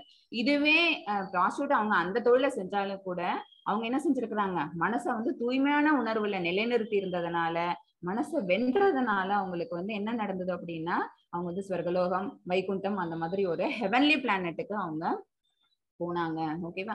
இதுதான் என்ன அப்படின்னா மனசை வென்றவனுக்கும் மனசை வந்து வெல்ல தவறியனுக்கும் மனசு எந்த மாதிரியான ரிசல்ட்டை கொடுக்குது அப்படின்னு பாத்தீங்கன்னா, ஒண்ணு பந்தப்படுத்தும், இன்னொன்னு மோட்சத்தை கொடுக்கும். மனசை நம்ம வென்றுட்டோம்னு வச்சுக்கோங்களேன், நமக்கு மோட்சம் கிடைக்கும். ஏன் வெல்றதுனால இப்படி மோட்சம் அப்படின்னு பாத்தீங்கன்னா, மனதை வென்றுட்டோம் அப்படின்னா என்ன, புலன்களை கட்டுப்படுத்திட்டோம், மனதையும் கட்டுப்படுத்திட்டோம் அப்படின்னா அந்த ஆத்மாவும் புத்தியும் சேர்ந்து என்ன செய்யும், ஆன்மீக தளத்துக்கு முன்னேறிடும். சோ ஆட்டோமேட்டிக்கா நமக்கு மோட்சம். இதுவே மனதை நம்ம வெல்லலைன்னு வச்சுக்கோங்களேன், மனசை என்ன செய்யும், புலன்கள் சொல்ற பேச்சை கேட்க ஆரம்பிக்கும். சோ புத்தியும் ஆத்மாவையும் சேர்த்து என்ன பண்ண ஆரம்பிக்கும், அது பௌதிக தளத்துல நிலைநிறுத்திடும். அப்ப இங்க என்ன, நம்ம பந்தம் தான் படுவோம். எகெயின் அண்ட் எகெயின் கண்டிஷன் சோலாவே நம்ம இங்க பிறப்பு இறப்பு பிறப்பு இறப்புங்கிற அந்த விஷயத்தை நம்ம திருப்பி திருப்பி அதே தான் நம்ம வாழ்ந்துகிட்டு இருப்போம். மாதாஜி 6.10. ஹரே கிருஷ்ணா. யோகி யுக்ஞீத சததம் ஆத்மானம் ரகசி ஸ்திதக ஏகாகி யத சித்தாத்மா நிராசீரபரிக்ரஹ. ஹரே கிருஷ்ணா. ஹரே கிருஷ்ணா. யோகியானவன் தனது உடல், மனம் மற்றும் ஆத்மாவினை பரமனின் தொடர்பில் எப்போதும் ஈடுபடுத்த வேண்டும். சரியா? யோகிங்கிறவங்க வந்து அவங்க யோகி பிராக்டிஸ் பண்றாங்க அப்படின்னா வெறும் உடற்பயிற்சி மட்டும் கிடையாது, அவங்களோட உடல், மனம் மற்றும் ஆத்மா எல்லாத்தையுமே வந்து என்ன செய்யணும் அப்படின்னா பரமனின் தொடர்பில் எப்போதும் ஈடுபடுத்த வேண்டும். ஏன் அப்படின்னா அவங்களுக்கு தெரிஞ்சிருக்கணும் என்ன, பரமாத்மா உள்ளுக்குள்ள உரையறாங்க. சரியா? He's residing our self. அதனால அவங்க என்ன பண்ணணும் அப்படின்னா பரமனோட நம்ம வந்து ஒரு கனெக்ஷனை ஏற்படுத்திக்கணும். கனெக்ஷன் ஏற்படுத்திக்கிட்டோம் அப்படின்னா அவங்க என்ன சொல்றாங்களோ அந்த இன்ஸ்ட்ரக்ஷன்ஸ் நமக்கு தெரிய ஆரம்பிக்கும், அதை நம்ம ஃபாலோ பண்ணுவோம். அவன் தனிமையான இடத்தில் தனியே வசித்து மனதை கவனத்துடன் எப்போதும் கட்டுப்படுத்த வேண்டும். அவன் தன்னைத்தானே ஐசோலேட் பண்ணிக்கணும். இதுதான் எம்மா ஃபர்ஸ்ட் ஸ்டேஜ். என்ன அப்படின்னா தன்னை அவங்க ஐசோலேட் பண்ணிப்பாங்க. ஏன்னா மற்றது எல்லாமே என்ன பண்ணுது அப்படின்னா அட்ராக்ஷன் சீக் பண்ணுது. சரியா? புலன்கள் மூலமா நம்மள என்ன பண்ண ஆரம்பிக்குது, கண்ட்ரோல் பண்ண ஆரம்பிச்சிருது. என்ன அப்படின்னா வெளியில இருக்கக்கூடிய திங்ஸ் எல்லாம் அதை அந்த மாதிரி நம்ம வந்து அட்ராக்ட் பண்ணக்கூடிய விஷயங்கள் எல்லாத்தையும் நம்ம தவிர்க்கணும் அப்படின்னா நம்ம அந்த இடத்துல இருந்து வெளியில போயிடணும். ஓகேவா? கிரௌடடா இருக்கு, அந்த இடத்துல படிக்கணும்னு நினைச்சோம்னா என்ன செய்யணும், அவங்க யாரையும் போங்கன்னு சொல்ல முடியாது. நம்ம புக் எடுத்துட்டு தனியா ஒரு ரூம்ல போய் கதவை சத்திட்டு படிக்க ஆரம்பிச்சிருவோம்ல, அந்த மாதிரிதான் தனிமையான இடத்தில் தனியே வசித்து மனதை கவனத்துடன் எப்போதும் கட்டுப்படுத்த வேண்டும். அவன் உரிமை உணர்வுகளிலிருந்தும் ஆசைகளிலிருந்தும் விடுபட்டிருக்க வேண்டும். இது என்னது, இது நான் வாங்கினது, இது எனக்கு எங்க அப்பா தந்தது அப்படிங்கிற இந்த விஷயம் எதுவுமே என்ன பண்ணக்கூடாது. அந்த ப்ரொப்ரைட்டர்ஷிப் இருக்கு பாத்தீங்களா, ஓனர்ஷிப் இருக்கு பாத்தீங்களா, அதை அவன் கைவிட்டுறணும். ஏன்னா எல்லாத்துக்கும் யார் ஓனர் அப்படின்னா பரமாத்மா, பகவான் தான். ஓகேவா? அந்த விஷயம் அவனுக்கு வந்ததுனால நிச்சயமா உரிமை உணர்வுல இருந்து விடுபட்டிருப்பான். அப்புறம் ஆசைகள்ங்கிறது நிச்சயமா அவனுக்கு இருக்காது. ஓகேவா? எல்லாருமே யாரால கண்ட்ரோல் பண்ண போடுறோங்கிற விஷயம் அவனுக்கு புரிஞ்சிடுது. எல்லாருமே பகவானுக்கு கீழே தான் இருக்கிறோம், அவங்கதான் வந்து சுப்ரீம் பர்சனாலிட்டி, அவங்கதான் சுப்பீரியர் அபவ் ஆல் அப்படிங்கிற விஷயம் தெரிஞ்சதுனால அவன் என்ன செய்வான், மனசை கண்ட்ரோல் பண்ணிட்டு ஸ்பிரிச்சுவல் பாத்துல தன்னோட வாழ்க்கையை அவன் ஈடுபடுத்திக்க ஆரம்பிப்பான். அப்படி பண்ணாங்கன்னு வச்சுக்கோங்களேன், அந்த மாதிரி யோகியானவனுக்கு வந்து கூழாங்கல், அப்புறம் தங்கம், அப்புறம் இதான் மண்கல் கட்டி, இது எல்லாமே என்ன அப்படி இருக்கும் பார்த்தானா அவங்களுக்கு ஒரே மாதிரி தான் இருக்கும். ஓகேவா? எதுக்குமே வந்து அவங்களுக்கு வித்தியாசம் தெரியாது. இங்க கிடக்கிறது கூழாங்கல்ல நம்ம சொல்லுவோம், இங்க தங்க கட்டி கிடக்குது நம்ம என்ன சொல்லுவோம் அப்படின்னா டிஃபரன்ஷியேட் பண்ணி பார்ப்போம்ல. ஏன் அப்படின்னா நம்ம பந்தக்கள் நித்திய பத்தாக்களா இருக்கிறோம். ஆனா இந்த யோகிக்கு என்ன தெரியும் அப்படின்னா எல்லாமே ஒரே மாதிரிதான் தெரியும். சரியா? நான் இந்த இடத்துலயும் ஒரு கதை சொல்றேன் பாருங்க. ஒரு குரு அப்புறம் ஒரு சிஷ்யன் 2 பேர் இருக்கிறாங்க. அவங்க 2 பேரும் என்ன செய்யறாங்க அப்படின்னா ஆற்றை கடந்து அந்த சைடு போகணும். ஓகேவா? அவங்களோட தங்கி இருக்கிற இடத்துக்கு போகணும் அப்படின்னா அவங்க ஆற்றை கடக்கணும். அப்படி ஆற்றை கடக்கிறதுக்கு வந்து அவங்க பிரயத்தனம் பண்ணும்போது அங்க போட்டு அந்த மாதிரி எதுவும் இல்லை. சரி, ஓகே, நம்ம தண்ணியில இறங்கியே நம்ம நடந்தே கடந்துடலாம், ரொம்ப ஆழம் இல்லை அப்படின்னு முடிவு பண்ணிடுறாங்க. 2 பேரும் இறங்கி ஆத்துக்குள்ள இறங்குறாங்க, தண்ணியில் நடக்க ஆரம்பிக்கிறாங்க. அப்ப அங்க ஒரு பெண் ஒருத்தவங்க வராங்க, அன்மேரிடு கேர்ள் அவங்க. ஓகேவா? அவங்க வந்துட்டு 2 பேரையும் பார்த்து கேட்கறாங்க, எனக்கு வந்து இந்த தண்ணியில எனக்கு கடக்கிறதுக்கு பயமா இருக்குது, சோ என்ன ஹெல்ப் பண்ணி எனக்கு அந்த பக்கம் கூட்டிட்டு போயிடுங்க அப்படின்னு. உடனே சிஷ்யன் என்ன செய்யறாங்க அப்படின்னா சரி ஓகே வாங்கன்னு சொல்லிட்டு அந்த பொண்ணை எடுத்து கையில புடிச்சுக்கிறாங்க, புடிச்சிட்டு ஆத்த கடக்கிறதுக்கு உதவுறாங்க. கொஞ்சம் தூரம் போக போக என்ன ஆகுது அப்படின்னு பாத்தீங்கன்னா அந்த தண்ணியோட ஆழங்கிறது கூட போகுது. சோ அந்த பெண்ணை கையில தூக்கிட்டு என்ன செய்யறாங்க, அந்த ரொம்ப பயப்பட ஆரம்பிக்கிறாங்க. சோ கையில தூக்கிட்டு என்ன செய்யறாங்க, ஆற்றோட அந்த கரையில கொண்டு வந்து அந்த பெண்ணை இறக்கி விட்டுட்டு அந்த சிஷ்யனும் குருவும் போக ஆரம்பிச்சிடுறாங்க. கொஞ்ச நேரம் ஆகுது. குருவுக்கு வந்து ரொம்ப செம கோபம் இருக்கு. நம்ம என்ன சொல்லி கொடுத்துருக்கிறோம், அந்த சிஷ்யன் என்ன பண்ணிட்டான் அப்படின்னு சொல்லிட்டு அவருக்கு பயங்கர கோவம். என்ன அப்படின்னா நம்ம 2 பேரும் துறவரம் மேற்கொண்டு இருக்கிறோம், பெண்கள் நம்ம கிட்டக்கே வரக்கூடாது, பெண்கள் பக்கம் நம்ம பேசவே கூடாது. அப்படி இருக்கும்போது இவன் என்ன பண்ணா, அந்த பொண்ணு பேசுனதுக்கு வந்து ரிப்ளை பண்ணான். அப்புறம் அந்த பெண்ணோட கையை பிடிச்சிட்டு கூடவே வந்தான். அப்புறம் அந்த பெண்ணை வேற என்ன பண்ணினாங்க அப்படின்னா தூக்கிக்கிட்டாங்க. நடுவுல தண்ணி ரொம்ப ஆழம் ஜாஸ்தியா இருக்கும்போது முழுகிற ஸ்டேஜ்ல, ட்ரவுன் ஆயிடுற ஸ்டேஜ்ல இருந்தாங்க தூக்கி. இவ்வளவு வேலை பண்ணிட்டான், நம்ம இப்படி கேட்காம இருக்கிறது. இது வந்து என்ன, இந்த துறவரம் அப்படிங்கிறதுக்கான நேச்சர் இது கிடையாது. இந்த மாதிரி தப்பு பண்ணிட்டாங்களே. ஏன்னா சிஷ்யர்கள் என்ன பண்றாங்களோ அந்த தப்புல 50% யாருக்கு போயிடும் அப்படின்னு பாத்தீங்கன்னா குருவுக்கு போயிடும். ஓகேவா? ஆச்சரியா நமக்கு சொல்லி கொடுத்த ஆச்சரியா வந்து நமக்கு கரெக்டா சொல்லி கொடுத்துருப்பாங்க. பட் நம்ம தப்பு பண்றது என்ன ஆகுது, அந்த பாவத்தை வந்து நம்ம மட்டும் அந்த பாவ கணக்கு, அவங்களுக்கும் அந்த பாவ கணக்குல பாதி போயிடும். ஓகேவா? அந்த எண்ணத்துல அவங்க கேக்குறாங்க, நீ என்ன அந்த மாதிரி பண்ண? சிஷ்யனுக்கு ஒண்ணும் புரியல, என்ன செஞ்சேன் அப்படின்னு கேக்குறாங்க. இல்ல நீ அந்த பொண்ணை தூக்கிட்டு வந்த இல்ல, அது தப்பு தானே. நமக்கு என்ன பாடத்துல என்ன வந்திருக்கு அப்படின்னா, பெண்கள் கிட்ட நம்ம பழகக்கூடாது, பேசக்கூடாது, அவங்கள தொடக்கூடாது, அவங்க இருக்கிற பக்கம் நம்ம திரும்ப கூட கூடாது அப்படின்னு இருக்கும்போது அந்த பொண்ணோட கை பிடிச்சு அப்புறம் தூக்குன, கொண்டு வந்து அந்த பக்கம் விட்டுட்டு அப்புறம் நீ பாட்டுக்கு வந்தியே அப்படின்னு கேட்டோன்னே அந்த சிஷ்யன் என்ன தெரியுமா பதில் சொன்னாங்க, நான் வந்து அந்த பெண்ணை அங்க தூக்கி அந்த இடத்துல இறக்கி விட்டுட்டு வந்துட்டேன், நீங்க இன்னும் சுமந்துட்டு வரீங்களா? ஓகேவா? அப்ப இந்த இடத்துல யாரு வந்து மனசை கண்ட்ரோல் பண்ணல அப்படின்னா குருவானவர் தான். ஓகேவா? ஏன்னா அந்த சிஷ்யன் எதை நினைச்சு பண்ணாங்க அப்படின்னா, அவங்க தூக்குனது பெண்ணா இருக்கட்டும் இல்ல அரிசி மூட்டையா இருக்கட்டும், ஓகேவா, ரெண்டுமே ஒண்ணுங்கிற மாதிரிதான் அவங்க நினைச்சு. ஏன்னா தூய யோகியானவன் யோகிக் பிராக்டிஸ்ல வந்து நல்லா தன்னை வந்து நிலைநிறுத்தி இருக்க கூடாதுங்க. என்ன செய்வாங்க அப்படின்னா, குழங்களும் ஒண்ணுதான் அவங்களுக்கு, கல்லும் ஒண்ணுதான், தங்கமும் ஒண்ணுதான், வைரமும் ஒண்ணுதான். ஓகேவா? எல்லாமே அவங்களுக்கு ஒண்ணு, ஒரே பார்வையில பாக்குறாங்க. அதனால இந்த இடத்துல பெண்ணோ இல்ல மூட்டையோ எதா இருந்தாலும் என்ன செய்ய முடியும், என்னால அங்க தூக்கி இங்க கொண்டு வந்து இறக்கி வச்சிருக்க முடியும். பட் ஸ்டில் நீங்க இதே தாட்டை இது வரைக்கும் கொண்டு வந்துட்டு இருக்கீங்களா அப்படின்னு சிஷ்யன் கேட்டது அந்த குருவுக்கு எப்படி இருந்தது? ஓ, அவன் மனசை கண்ட்ரோல் பண்ணிட்டான், நம்மளாலதான் இன்னும் அந்த மனசை கண்ட்ரோல் பண்ணக்கூடிய நிலைக்கு நம்ம வரல அப்படிங்கிற அந்த விஷயம் புரிஞ்சுது. ஓகே, மனதை கண்ட்ரோல் பண்றதுங்கிறது எந்த அளவுக்கு முக்கியம் அப்படின்னா, யோக பயிற்சியில முன்னேறணும் அப்படின்னா ஃபர்ஸ்ட் திங்கே அதுதான். சரியா மாதாஜி? 6.11-12. ஹரே கிருஷ்ணா. சுசௌ தேசே பிரதிஷ்டாப்ய ஸ்திரமானச ஆத்மனக நாத்யுச்சரிதம் நாதி நீசம் சைலாஜின குஷோத்தரம் தத்ரைகாக்ரம் மனக்ருத்வா யத சிந்தே த்ரியக்ரியக உபவிஷ்யாசனே யுக்ஞாத் யோக ஆத்ம விசுத்தயே. ஹரே கிருஷ்ணா. ஹரே கிருஷ்ணா. யோகத்தை பயில தனிமையான இடத்திற்கு சென்று, ஃபர்ஸ்டே சொல்லியாச்சு, ஃபர்ஸ்ட் என்ன அப்படின்னா யமா பண்ணணும், தனிமையான இடத்துக்கு போயிடணும். அதுல நிலத்தில் தர்பை புல்லை பரப்பி அதனை மான் தோலாலும் மென்மையான துணியினாலும் மறைக்க வேண்டும். அவங்க உட்காரத்துக்கான ஆசனத்தை அவங்க ரெடி பண்ணிக்கணும். எப்படி அவங்க உட்காரணுங்கிறதுக்கான இன்ஸ்ட்ரக்ஷன் இங்க சொல்லப்பட்டிருக்குது. இதெல்லாம் வந்து அந்த காலத்துல நடந்தது. ஓகேவா? அந்தந்த யுகத்துல நடந்த விஷயங்கள் இதெல்லாம். இப்ப இதெல்லாம் நடக்குமா அப்படின்னா இல்ல. இப்பயும் நம்ம யோக பயிற்சி பண்ணணும் அப்படின்னா நம்ம எங்க போறோம் அப்படின்னா, ஒரு தூய்மையான இடத்துக்கு போகணும், புனிதமான ஸ்தலத்துக்கு போகணும் அப்படின்னா எங்க போவாங்க அப்படின்னா, பரமன் வசிக்கக்கூடிய இடங்களுக்கெல்லாம் போவாங்க. ஓகேவா? இமயமலைக்கு போவாங்க, ஹரித்வார் போவாங்க, ரிஷிகேஷ் போவாங்க. இங்க எல்லாம் போய் ஏன்னா கங்கை ஆற்றங்கரையில போய் உட்காந்துக்கிறது. ஓகேவா? இந்த மாதிரிலாம். ஏன்னா அதெல்லாம் வந்து புனித ஸ்தலங்கள், தனிமையான இடத்தை தேடி போய் நம்ம பண்ணணும் அப்படிங்கும் போது இந்த காலத்துல எங்க நடக்குது அப்படின்னா அந்த மாதிரியான திருத்தலங்கள்ல நடந்துகிட்டு இருக்குது. அந்த நிலத்துல தர்பப்புல்ல பரப்பி அதனை மான் தோலாலும் மென்மையான துணியினாலும் மறைக்க வேண்டும். இந்த ஆசனம் எப்படி இருக்கணுமா, மிக உயரமாக இருக்கக்கூடாது, தாழ்வாகவும் இல்லாமல் புனிதமான இடத்தில் அமைந்திருக்க வேண்டும். சரியா? முக்கியம் இது. அப்புறம் இதன் மேல் ஸ்திரமாக அமர்ந்து, ஸ்திரமாக மனம், புலன்கள் மற்றும் செயல்களை கட்டுப்படுத்தி, அதுல உட்கார்ந்ததோட எல்லாமே அவங்க இதெல்லாம் கண்ட்ரோல் பண்ணணுமா, மனச, அப்புறம் செயல்களை, அப்புறம் புலன்களை. ஓகேவா? புலன்களை கண்ட்ரோல் பண்ணிட்டோம் அப்படின்னாலே என்ன ஆயிடும் அப்படின்னு பாத்தீங்களா, செயல் வந்து நம்ம செயல் எந்த செயலுமே நமக்கு வந்து பௌதிக செயல்களா தான் இருக்கும். அந்த புலன்கள் சொல்லக்கூடிய எல்லா செயல்களுமே எப்படி இருக்கும் அப்படின்னா பௌதிக செயல்களா தான் இருக்கும். அது எல்லாமே என்ன ஆயிடும் அப்படின்னா ஆட்டோமேட்டிக்கா கண்ட்ரோல் ஆயிடும். அப்ப மனசும் என்ன ஆயிடும், கட்டுப்படுத்திடும்னு இருக்கும். ஓகேவா? அப்ப மனதை நம்மளால ஒருமுகப்படுத்த முடியும். பகவானை தியானம் பண்ணணும் அப்படின்னா பகவானோட அந்த உருவத்தை நம்மளால மனசுக்குள்ள கொண்டு வர முடியும். இல்லாட்டி கண்ணு ஒரு இடத்த பாக்கணுங்க, காது ஒரு இடத்த கேட்கணுங்க, வாயு ஒன்னத்தை பேசணுங்க, ஓகேவா, மூக்கு ஏதோ ஒரு வாசனைய ஸ்மெல் பண்ணணும் அப்படிங்கும். சோ எல்லா புலன்களையும் நம்ம கண்ட்ரோல் பண்ணாதான் நம்மளால என்ன செய்ய முடியும் அப்படின்னா ஒரு ஒரு ஒரு போக்கஸ் கொண்டு வர முடியும். ஓகேவா? சோ மனசை வந்து ஒருமுகப்படுத்தணும். இதயத்தை தூய்மைப்படுத்துவதற்கான யோகியானவன் யோகத்தை பயில வேண்டும். சோ ஒரு யோகி எப்படி அந்த யோகி பிராக்டிஸ பண்ணணும் அப்படிங்கிறதுக்கான ஸ்டெப்ஸ் தான் இதெல்லாம். ஓகேவா? இதுல இதுக்கு மேல சொல்றதுக்கு எதுவும் இல்லை. ஹரே கிருஷ்ணா. மாதாஜி 6.15. ஹரே கிருஷ்ணா.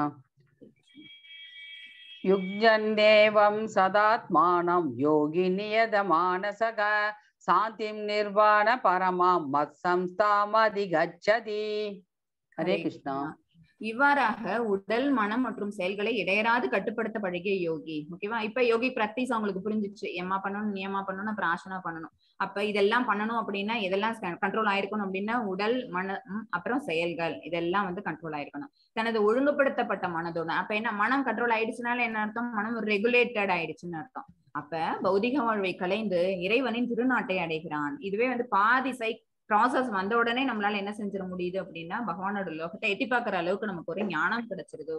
பகவான் லோகம் அப்படி எப்படி இருக்கும், கிருஷ்ண லோகம் எப்படி இருக்கும் அப்படின்னு பாத்தீங்கன்னா, அங்க வந்து இப்ப நம்ம பிரபஞ்சத்துல இங்க ஒரு சூரியன் இருக்கு பாத்தீங்களா, அதான் நமக்கு வந்து லைட்டை தருது. ஓகேவா, டே அண்ட் நைட் நமக்கு வந்து ஒரு வெளிச்சம் கிடைக்குது அப்படின்னா பிரசன்ஸ் ஆஃப் சன்.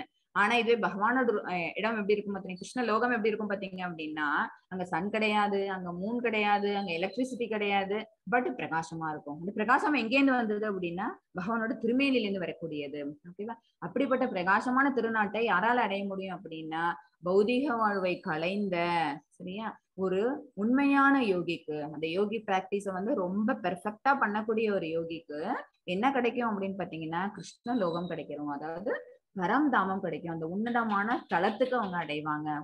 உன்னதமான தலத்தை அடையறதுக்கு அவங்க செஞ்சிருக்கக்கூடிய பிராக்டிஸ் என்ன அப்படின்னா யோகிக் பிராக்டிஸ். அந்த யோகிக் பிராக்டிஸ்ல அவங்க பண்ணினது என்ன அப்படின்னா மனசை கண்ட்ரோல் பண்ணது. ஓகேவா, இது வந்து நம்ம இவ்வளவு செயல்களை செஞ்சு எவ்வளவோ நாள் இந்த பிராக்டிஸ்ல இருந்து நம்ம என்ன பண்றோம் அப்படின்னா இந்த பரந்தாமத்தை அடையிறோம். இது ஒரு சின்ன கதை ஒண்ணு சொல்றேன், பின்னாடி வரும் அதே கதை உங்களுக்கு.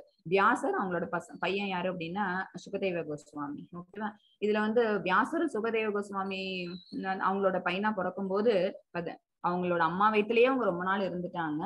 பிறந்தும் கூட அவங்க என்ன செஞ்சாங்க, நான் வந்து யாரை பார்க்கணும், பகவானை தான் நம்ம பார்த்தாகணும், அதுக்காக தான் நம்ம பிறந்திருக்கோம், பகவத் சேவை செய்யறதுக்காக. இந்த பௌதிக விஷயங்கள் எதுலயுமே இந்த மாதிரியான எந்த விதமான விஷயங்கள் எதுலயுமே அவங்க தலையிடாம அவங்க எங்க போனாங்க, நேரா காட்டுக்கு தான் போனாங்க தவம் பண்றதுக்காகவே. பகவானை பத்தின எண்ணங்கள் அவங்க மனசுல அதிகமா இருந்ததுனாலேயே அவங்களோட மனசு எப்படி இருக்குமா, எப்பவுமே வந்து அந்த பரமபூரண உண்மை நினைச்சுக்கிட்டே இருக்கும். ஓகேவா, அப்சல்யூட் ட்ரூத் மேலேயே அவங்களோட கவனம் இருந்துகிட்டு இருக்கும். அவங்க வந்து போகும்போது அவங்கள பத்தின குணம், அவங்க எப்படிப்பட்டவங்க அப்படிங்கிறது அங்க இருக்கிறவங்க எல்லாருக்குமே தெரியும். அவங்க எல்லாரையுமே எப்படி பார்ப்பாங்க, ஒரே மாதிரிதான். போன கதையில சொன்ன மாதிரிதான் ஒரு திவ்யமான யோகிக்கு, நல்ல ஞானத்துல நிலை பெற்ற ஒரு யோகியானவனுக்கு எப்படி இருக்கும், கூழாங்கல்லும் ஒண்ணுதான், தங்கக்கல்லும் ஒண்ணுதான், தங்க கட்டியும் ஒண்ணுதாங்கிற மாதிரி இவருக்கு வந்து மரமும் ஒண்ணுதான், ஆடை இல்லாம இருக்கிற ஒரு பெண்ணும் ஒண்ணுதான். ஓகேவா, அவங்க ரெண்டு பேருமே ஒரு ஆற்று அந்த கரையை கிராஸ் பண்ணி போகும்போது அங்க இருந்த பெண்கள் வந்து அரைகுறை ஆடையோட இருந்தவங்க அப்படியே இருந்தாங்களாம் சுகதேவ கோஸ்வாமி போகும்போது. ஆனா பின்னாடியே வந்து வியாசர் நடந்து போகும்போது தன்னோட ட்ரெஸ் எல்லாம் சரி பண்ணிக்கிட்டாங்களாம். வியாசர் கேக்குறாங்க, முன்னாடி போனது என்னோட சிறு வயசு பையன், ஓகேவா, பிரம்மச்சாரி அவங்க, அவங்கள்ட்ட நீங்க அந்த மாதிரி ஒரு உங்களோட ஆட்டிடியூட் காமிக்கல, நான் இவ்வளவு வயசானவன், நான் அப்படி போகும்போது நீங்க ஏன் இந்த மாதிரி பண்ணீங்க அப்படின்னா, அவருக்கு அங்க இருக்கிற மரமும் ஒண்ணுதான், அவர் நடந்து போற மண்ணும் ஒண்ணுதான், இங்க நின்றுட்டு இருக்கிற நாங்களும் ஒண்ணுதான், பட் நீங்க அப்படி இல்லை, எங்களை திரும்பி பாத்தீங்க சரியா, அதனால உங்களுக்காக உங்களுடைய மனசு இருந்ததுனால நாங்க என்ன செஞ்சோம் அப்படின்னா இந்த மாதிரி பண்ணிட்டோம் அப்படின்னு அவங்க சொல்றாங்க. அப்ப பௌதீக வாழ்க்கையை வந்து வாழ்ந்தவர் சரியா, அவங்களுக்கு என்ன அப்படின்னா பலவிதமான ரெகுலேஷன்ஸ் அது எல்லாத்தையும் ஃபாலோ பண்ணி மனசை கண்ட்ரோல் பண்ணி அதெல்லாம் பண்றது மூலமா எது கிடைக்குது அப்படின்னா பரந்தாமம் கிடைக்குது, அந்த உன்னதமான லோகம்ங்கிறது கிடைக்குது.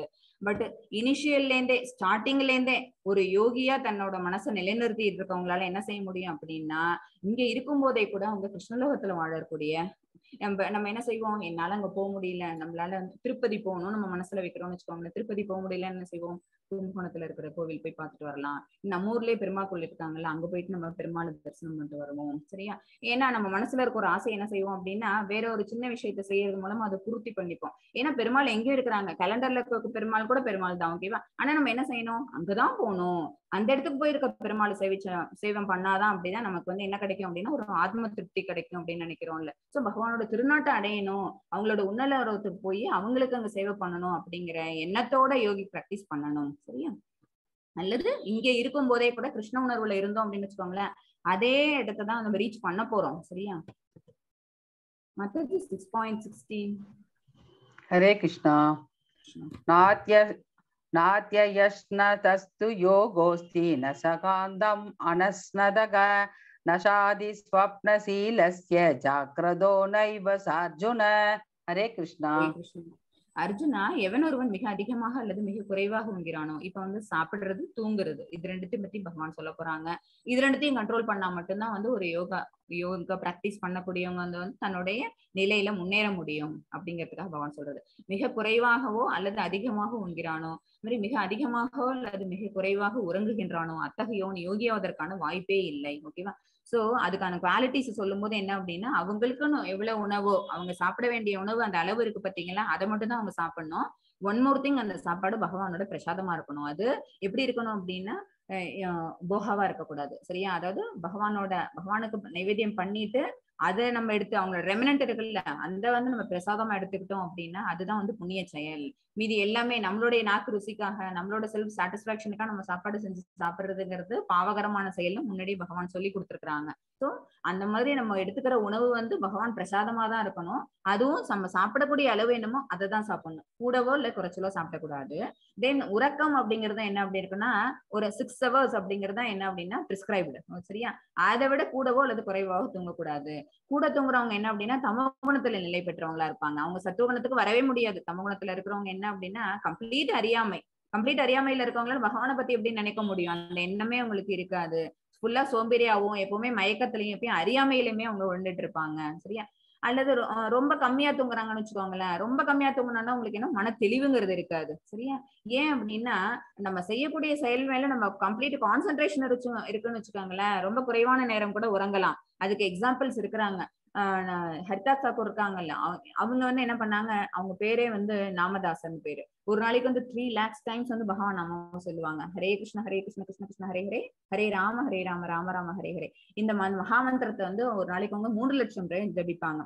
3 லட்சம் டைம் எப்ப ஜபிச்சு முடிக்கிறாங்களோ அதுக்கப்புறம் தான் அவங்க வந்து பிரசாதமே எடுத்துப்பாங்க. அப்புறமே தூங்கவே போவாங்க. சோ நிறைய டைம் என்ன ஆகலாம், அவங்களுக்கு தூக்கம் இல்லாம போகலாம். சைத்தன்ய மகாபிரபு அவங்க வந்து அவங்களுடைய கடமைகள் எல்லாத்தையும் முடிக்கிற வரைக்கும், பகவத் சேவை எல்லாம் கம்ப்ளீட் பண்ற வரைக்கும் அவங்க எல்லா வேலையும் முடிச்சுட்டு less than 2 hours தான் அவங்க தூங்குவாங்களாம். ஓகேவா, சோ மிக குறைவாக உறங்குகின்றவன் அப்படிங்கும் போது நமக்கு வந்து என்ன, எல்லாரையும் இப்படி எடுத்துக்க கூடாது. தன்னுடைய செயல்கள்ல பூரண கிருஷ்ண உணர்வோட செயல்களை செய்யும் போது உங்களுடைய தூக்கம்ங்கிற டைம் அந்த டியூரேஷன் குறைஞ்சதுன்னு வச்சுக்கோங்களேன், அது ஒன்றும் பிரச்சனை கிடையாது. பட் பொதுவாகவே மிக குறைவாகவோ அல்லது அதிகமாக தூங்குகிறவன் யோகியாவதற்கான வாய்ப்பே இல்லை அப்படின்னு பகவான் சொல்லியிருக்கிறாங்க. இதெல்லாமே வந்து என்ன அப்படின்னா ஒரு இண்டிகேஷன்ஸ். கம்ப்ளீட் யோகியா அவங்க மாறுவாங்களா அப்படிங்கிறதுக்கான இண்டிகேஷன்ஸ் தான். அவங்க சாப்பாடு எடுக்கிறது எப்படி, அவங்க தூங்குறது எப்படி, அப்புறம் அவங்களோட மத்த செயல்கள், அவங்களோட வேலையை அவங்க எப்படி செய்யறாங்க, இது எல்லாமே. மத்தாஜி 6.17. ஹரே கிருஷ்ணா. யுக்தாஹார விகாரஸ்ய யுக்தசேஷ்டஸ்ய கர்மசு யுக்த ஸ்வப்னாவபோதஸ்ய யோகோ பவதி துக்கஹா.